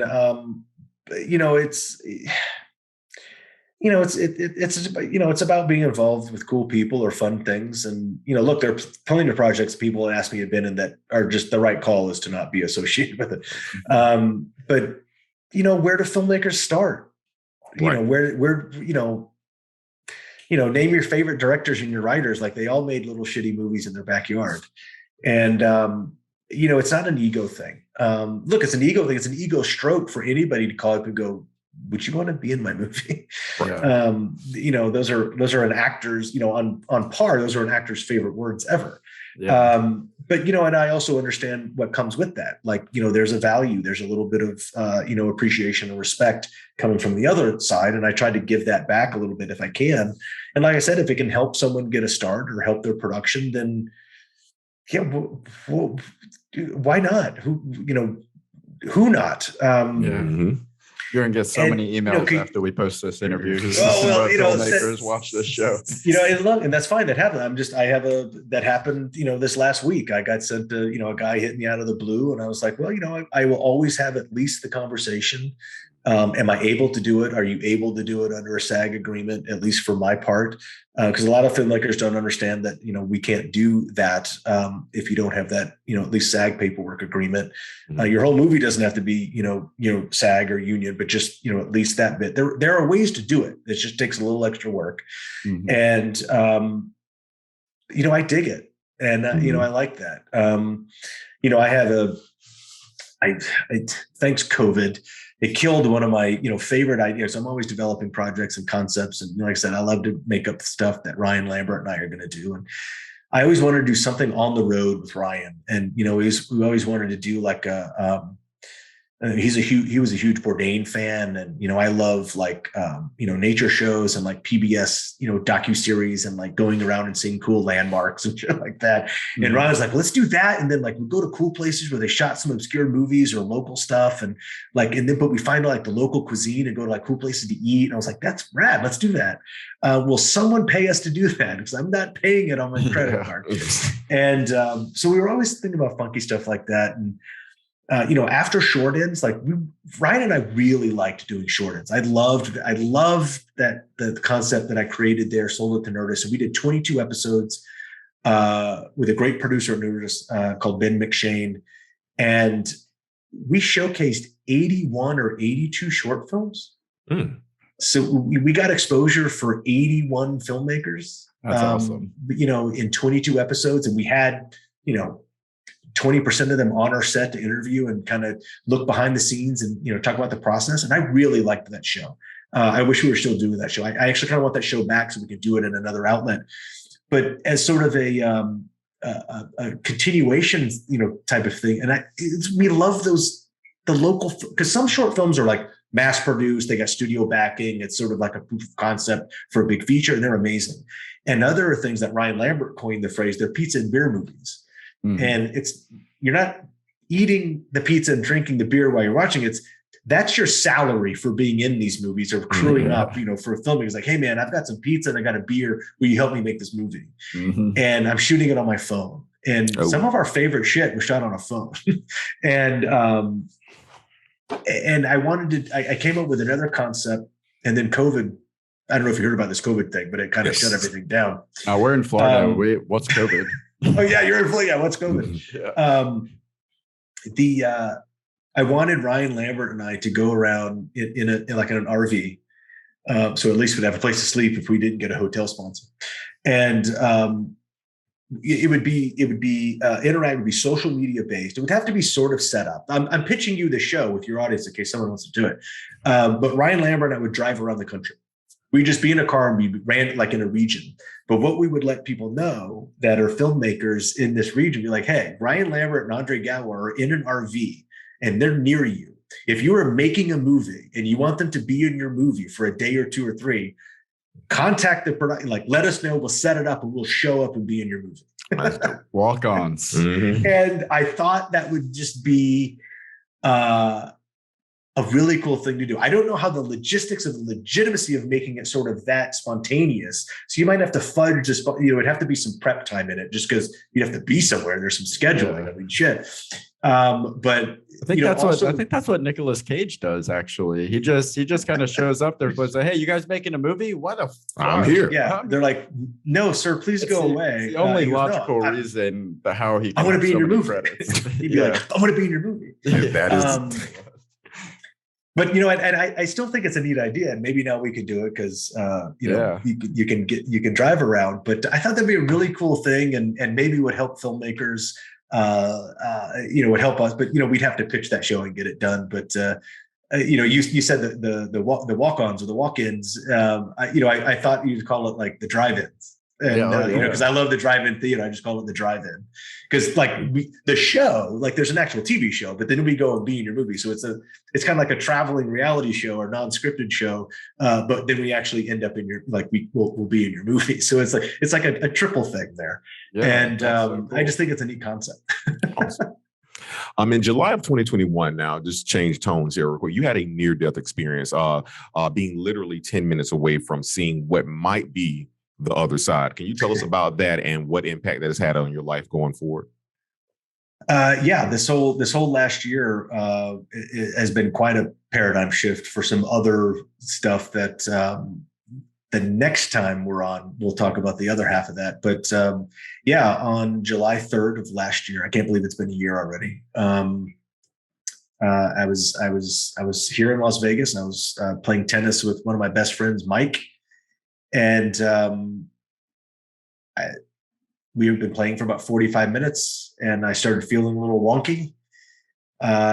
Took myself off the court. This is the abridged version, and realized something wasn't good. And Mike used to be an EMT years ago, and he was like, this isn't just dehydration or whatever, because summertime playing tennis. We were indoors. But I was like, no. I said something. I was like, I don't know. And I'd been on the side of the court for about, I don't know, 5, 6, 8 minutes or something, and just was not feeling right. And he came over and finally kind of looked at me and then started to check me out. And he's like, he was like, all right, we're out of here. And I said, yeah, I'm trying to figure out if I'm having a heart attack or not. And he got very serious, and like we left, and our other friend Greg like grabbed our stuff, and I walked out kind of holding on to Greg, and we got in Mike's car, which is actually not what you're supposed to do. If you think you're having a heart attack, you're supposed to call 911 and have the paramedics come. But I didn't think it was that acute or that emergent right then. And I was like, yeah, something's not right. Maybe we should get looked at because, maybe it'll get worse. And so we walked out, and I'm holding on to this guy, Greg, and I'm starting to feel a little, every minute as you go, you start to feel a little worse. And Mike pulled his car up, and we got in there, and there was a brand new sort of like elevated in between an urgent care and an actual ER, hospital ER. There was like a new spot that had just opened up right down the street. I was like, oh, maybe we should just shoot for that, right? Because this is the closest place we could think of. And let's just go. And so we walked in there, and kind of hanging on to Mike, and luckily nobody was in there. And they got me in the back and got me set up. And by the time they got the leads on me to get, an EKG, it was bad. And that doc came around the corner and looked at that monitor, and I knew I was in trouble when he kind of froze and his mouth dropped, and I went, oh shit. Okay. And he started barking orders, and all the like, it was like 3 or 4 guys that were the nursing staff, and they're like, what? And they all looked at the monitor and was like, oh shit. And they started going into kind of like work mode, and throwing lines in me and putting pads on me and prepping. And he came up to me and he said, look, you can't stay here. I've got to get you out of here right now. And I was like, did I do something wrong? I can't stay. Like, what's the problem? Right. And of course, that's me. I'm sitting here. This time I'm really not feeling all that great. And he goes, I've got to get you out of here right now. You're having a massive heart attack right now.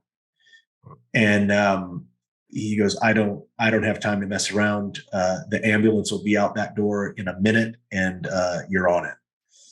And I said, damn.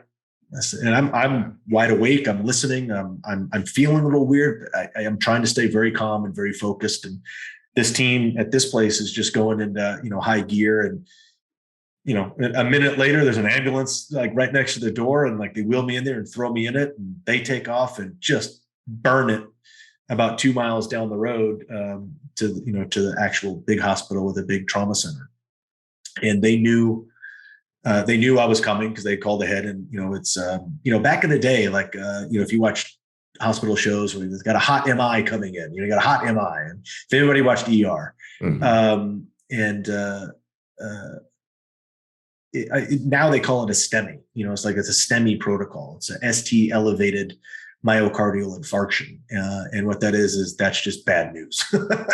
And so there's a whole team, in a trauma center and a cardiac that is waiting for me. And I swear that ambulance driver kind of like, just kind of power slid it with the brakes, and the door popped open, and I shot out, and then they wheeled me into this big ER, and this whole team was waiting for me. And they were just throwing more lines in, prepping me. And I'm still I'm wide awake. I never lost consciousness, but I'm going down the drain.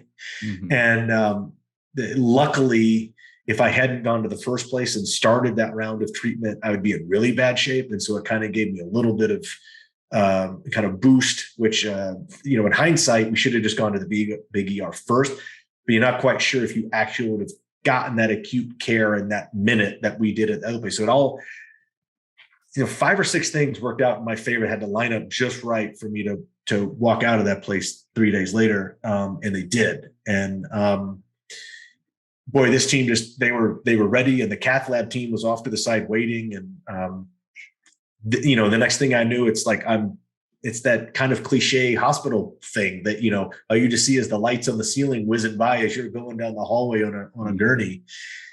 And I'm still awake. I'm talking. I've got like 5 lines in me with, just pushing a whole bunch of stuff. And I'm in the elevator, and I'm like, where am I going? Like, we're going to the cath lab. I'm like, oh shit. like, bleh. And I was like, hey, if I'm going to the cath lab, to clear, like, is there a blockage? Or they're like, yeah. It's like, I know they can do it through the wrist now, or through like subclavian. Like, do you think we could do that? Because I don't want to do the femoral line, like, because I know what this means and what this entails. And I had personal experience with, like a femoral cut down because my dad had angioplasty one time when I was there. And back in the, old days, it was early 2000s, they actually used to do a cut down. And, if you've ever had anybody or had your own femoral lines, they put these lines in your femoral vein and your femoral artery because that's direct access to your heart, the actual blood vessels of your heart. Not the chambers of your heart, but the blood vessels that supply blood and oxygen to your heart muscle. And they used to have to do a cut down and then pop a big hole in the vein, and then they put the tubes in, and then they sew the artery around the thing, and then you can't move that for a week after, otherwise they'll pop that plug out and you'll die in 90 seconds. I was like, I don't want that. I don't want that at all. And so I'm sitting here being rushed into the cath lab asking if I can have alternate treatments. And they're like, yeah, no, that's not happening. But lucky for me, they don't do it that way anymore.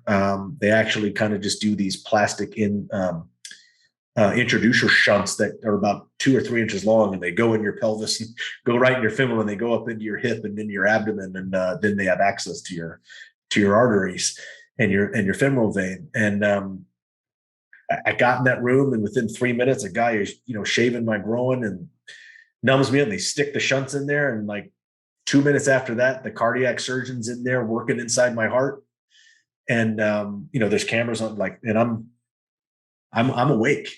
Wow. I'm asking questions. I'm answering questions. I'm trying to be as calm and focused as possible. And all this is happening very, very fast. And, a few minutes later, the camera lifts up and it's over. And I was like, fuck, what just went down? Yeah. And, I'm full of meds. I'm on a bunch of stuff. I did 2 things I never wanted to do in my life, and I did them all in the same 15 minutes. I rode in an ambulance as the subject, and I did fentanyl. I was like, I don't want. Let's make this the last time for both of these things. That's right. I don't want to do any of that. And I mean, then the surgeon. What's the hype all about? Yeah. And what I do realize where the effect is, because I'm on morphine, I'm on dopamine, I'm on heparin, I'm all these pressure, to kind of stabilize this person dying of a heart attack. And it's amazing what they could do. Mm-hmm. And when I was downstairs in the second ER, I realized my body started going a little shocky, and I started going into convulsions. And it was just the right side of my body. And my leg was bouncing off the table. My arm was bouncing everywhere. And I was like, I'm not doing that. And they're like, don't worry about that. We'll fix that. And that's what the fentanyl's for. Oh. And it was ironically, it was fun. I sometimes tell this part of the story, but they gave you the fentanyl, and it kind of knocks you, that it settles all that down, because they need you very calm in the cath lab, because you can't be moving while they're in your artery, with wires, because that can end very bad. So you need to be very, very still. But Back to George C. Scott. Stop. Fucking see, this is where it all comes around. Call back there. It's all full circle. Don't move. Yeah. And it's funny because it was very hectic and very frantic. And I think all the teams that helped me that day are the reason that I'm here. And so I certainly I don't want to talk negative about any one of them about it. And we got in the elevator before we got in the cath lab. And every time they put a line in or pushed a drug, I asked what it was, just because I'm, weird. And she went and grabbed one of my lines that was free, and she went to push something. I said, and what is that? She goes, this is a little fentanyl. You know what? They just gave me some. And she pulled it back and went, they did? And I said, yep. What the fuck is going on? And then so she went and looked at the chart, and she goes, okay, we'll hold up on this for now. Yeah, thanks. And I went, and of course, me being the snarky ass that I am, I'm sitting there, doped out, doped up, pressure drugged up, and dying of a heart attack. And I said, I'm in an elevator. Don't prince me. And the joke didn't land, because apparently they were very busy, doing other stuff. And I was like, that was a good one. Come on, that was a good one. If this is the last joke I tell, I wanted to hit. That's right. I wanted to hit. It's got to land somewhere. Someone remember me. And maybe I should have just stood on a rock and said Wolverine or something. But they got me in the cath lab. It was very quick, and they saved my ass. And went in there, and I had my right coronary artery had ruptured. And that's the first part of the bad stuff. And then your body responds to that by clotting to fill that hole in your arterial wall. And what happens is the clot grew too big and shut off the artery completely. While your body's trying to save your life, it's killing you. And the right side of my heart was completely shut off from blood and oxygen for way too long of a time. And any break in the continuous kind of blood supply to your heart muscle, you have heart muscle damage. Mm-hmm. And we don't know how long it was 100%. We know how long it was deprived. We don't know that for until the next day, until they do tests and kind of echograms and to see the extent of it. And my heart wasn't responding very well, when I got out of that and got it, because I was on a temporary pacemaker. So you have a pacemaker laying in between your knees, and it's up and through the vein, in through the femoral artery line, and it's banging away at 70 beats per minute. And that's way too high. I have a very low heart rate, and it just keeps you up all night. Mm-hmm. And you're not very comfortable. You're kind of whacked out, and you're lying in an ICU, room. And I thought I was going to be there for at least a week, and I was actually there for just 2.5 days, and they sent me home. just like the movie you just did, 7 days, but now you're only here for 2 days. That's right, you're only here for 2 days, so it's thank goodness for that, man. That is a scary story, man. It was a very well, because I came out the other side, I can say it was a very interesting experience. But I certainly know that 5 or 6 or 7 things lined up in my favor for me to even make it through that. And really what it was is from when I hit that last, and look, I just hit a great backhand volley. It was gorgeous. And then I kind of felt weird and started, feeling wonky from that moment until they were done in the cath lab. Said I ballooned the blockage, the clot broke free. I had to go chase the clot because that was going to try to kill me again, and pulled it out. And then I went into VTAC. And so they had to fix the VTAC because that can kill you. And then it was all done. And it was all a matter of minutes. And from that backhand volley to the VTAC and then settling that, and I was technically out of the woods, was all less than 45 minutes. What? No, that's some good fucking. That's a good fucking team there. 45 minutes to an hour from me starting to feel weird on the court to being done in the cath lab. And that time element is what was the key. And, being with my buddy Mike, him getting me out of there, getting me where I needed to be. And then that team working on me and getting me to where I really ultimately needed to be. And then the team that was in the cath lab that knew what they were doing. Otherwise we wouldn't be hanging out today. Wow. And let that be a story for all you child actors out there. Keep doing student films and you'll build up some credit with the man upstairs. If not, you're done. Or something like that. Yeah, I'll take that. Let's chalk it up to that. So, good credit, man. Good karma. Good mojo. I try. I hope that's it, because I don't mind how things worked out. In a completely unsmooth segue, we're going to go to a little section we call Truth or Tale. The information superhighway can often also be the disinformation superhighway. So we're going to run through some facts that we found on the internet, and you can either confirm, deny, or let the lie live. Or no comment. Got it. The first one, you already actually confirmed that Dustin Diamond had a small role as the kid in Monster Squad, but that scene got cut. So we'll move right on to another Monster Squad. All right, truth or false, fact or fiction. Monster Squad, Seth Green screen tested for a role and even read with Andre Gower, who was cast as Sean. Is that true? And you guys became good friends? This is true. Seth was still living in Philadelphia, came out to LA to screen test as one of the final choices for the role of Patrick, did not get the role. But, as Seth mentions actually in Wolfman's Got Nards, that was a pivotal point in his very early but still robust career at the time. And his family, right after Monster Squad screen test, had made the decision to move to LA and be in LA full time, and that was the greatest decision a family could make because now we have Seth Green. Say it again. And you, I saw there were actually photos posted not too long ago on your Instagram of the two of you, and it looked like it was for some sort of production. The comments were on fire with people speculating, dying to know what they were working on. Is that something you can elaborate on? That was actually on the set of a proof of concept shoot for a television concept that I had developed, and we shot what was supposed to be a spec pilot / proof of concept thing that Seth was very gracious enough to show up for 2 days and knocked it out of the park. Awesome. Not too much to talk about that because that's still a project that hopefully gets talked about. But that was actually I love that concept. Now it's it's getting down the line of freshness, I guess, but I still love it.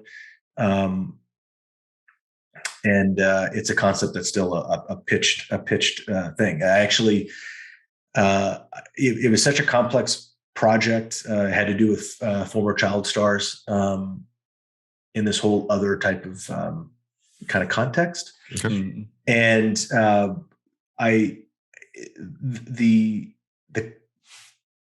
the concept of the show idea is very personal. It's very, I don't say not complicated. It's very complex and layered, and there's a lot of nuance. And just a pitch deck and a meeting I knew wouldn't do it justice because no one would actually get it. And so I wanted to put the concept on camera to really show, what it was supposed to be about. And that's what that production was. And awesome. I actually sold it. I finished that, had a great editor work. I had a great production crew, great people work on it. Seth showed up. There's a fight scene in it. I do my own stunts. Nice. And you guys would like it. And the very first meeting I had on that at a place of note was actually Lionsgate, and we went to contracts the next week. Amazing.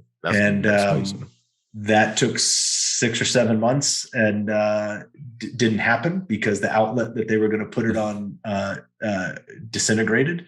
And then it stayed at Lionsgate for another 6 months. So that was an entire year the show was locked up at Lionsgate. Original. You didn't get to do it.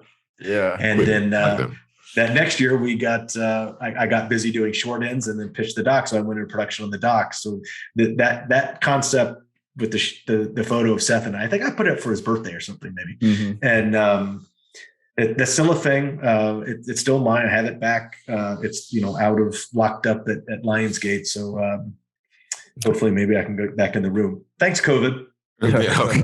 Another true or false here. Monster Squad, Andre Gower and Robbie Kiger were friends in real life before filming. Gower campaigned to the producers to hire Kiger in the best friend role of Patrick. Is this correct?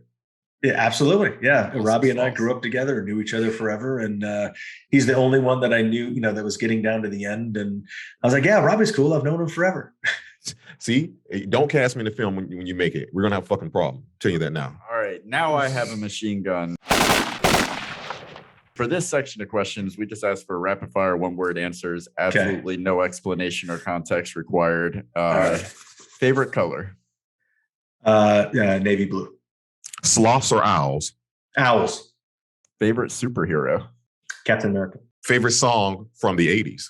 The Cure, Pictures of You. Why did you have that ready? He had that locked in late, no matter what year I said. Go ahead. If all the monsters from the Monster Squad were put in a cage match, who do you have your money on? Ooh, I'm going to go with Wolfman. I'm going with Dracula. He never died. Yeah, Dracula, but I don't know. I think maybe like Wolfman could turn on its own. Like, I don't know stuff. Yeah. He's got the supernatural power, but Wolfman just in all the categories: speed, strength, agility, the rage, stuff like that. The hair. Yeah. First Hollywood crush. Legit or like older? Like no, legit, like the legit first one. Both actually. Because it might have. I'm intrigued by both of those. It's either Jacqueline Smith or Debbie Harry of Unattainable, but say for probably shit. I think he's just trying not to say Melissa. I think he's just trying not. Yeah, Melissa. Well, sure. I mean, but your friends, that's different. Like you don't really crush on your friends. I'm trying to crush. Trying to crush on people you don't know. I'll go a little bit older. I was like, I super crushed on Leah Remini. Oh yeah. Yeah. Brought up memories there. I like that. Yeah. I like that. Favorite horror movie of all time. Everybody clowns on me when I say one of my favorite movies in the genre because they're all the parody comedy ones. And that's Young Frankenstein, Motel Hell, April Fool's Day. But Shaun of the Dead's the best horror movie of all time. Love Shaun of the Dead. Love it. Young Frankenstein's a classic. What is it that you do? And of course, everybody wants to know: does Wolfman have nards? Yes. All right. All right. Do you have I know, I mean, you've got plenty that are in the works. Is there anything in particular that you want the audience to know about? That you can discuss, non-NDA related, that you can tell us about? I'm not encumbered by any NDAs currently. I wish I was. That would be great. Look, really, it's still just promoting the documentary. We had a little hiccup getting the movie out domestically. It ended up getting released late and in the middle of the beginning stages of COVID, and it ended up not getting pushed, publicity wise. So it's come down to us and you and friends of yours to talk about it, and it ends up going to be another word of mouth success. When people get to see it, because a lot of people have seen it, just not everybody, and I want everybody to see it just so they enjoy it. And so I try to promote that. So Wolfman's Got Nards, VOD, buy the DVD, watch it on Tubi, talk about it, hashtag it. It's at the Squad Doc. And, just kind of promote anything, that we've talked about before, or, celebrate the people that we've mentioned. That concept that I talked about with that little kind of, I didn't realize that shot that with Seth and I would actually get that response of like, what the F is this? They want to know what's going on. And I was like, because it was a cool in-camera photo. I'd love to do that concept. So I'll keep you all posted on that. Hopefully, if anything comes out of that, just do me a favor and support that, everybody. That'd be great. Hey, I just want to tell you, listen, I've only seen, before we let you go, I've only seen Monster Squad like 2 times in my life. But when he told me we were doing this, it just really brought up the nostalgia for me to go back and watch it again. And it's one of those things, like you say, I don't care what Reddit says or Rotten Tomatoes. It's a reason why it's a cult classic. And that's better than just being some high budgeted film and people only watch once. It made $30 million. No one ever saw it again. No, this is something that will continue to go on. You said it, on and on. So thank you for taking the time out. It's been one of the greatest conversations I think we've had.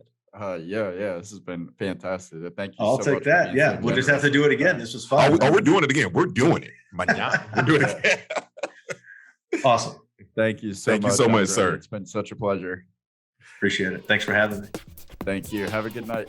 You too. The year was 1989. New Kids, Jackson, and Madonna time. Cleaning house and singing Borderline. My parents were still doing fine. My parents were still doing fine. My parents were still doing fine. At least to my 6-year-old mind. Ignorance is so fucking sublime. I call a salamander.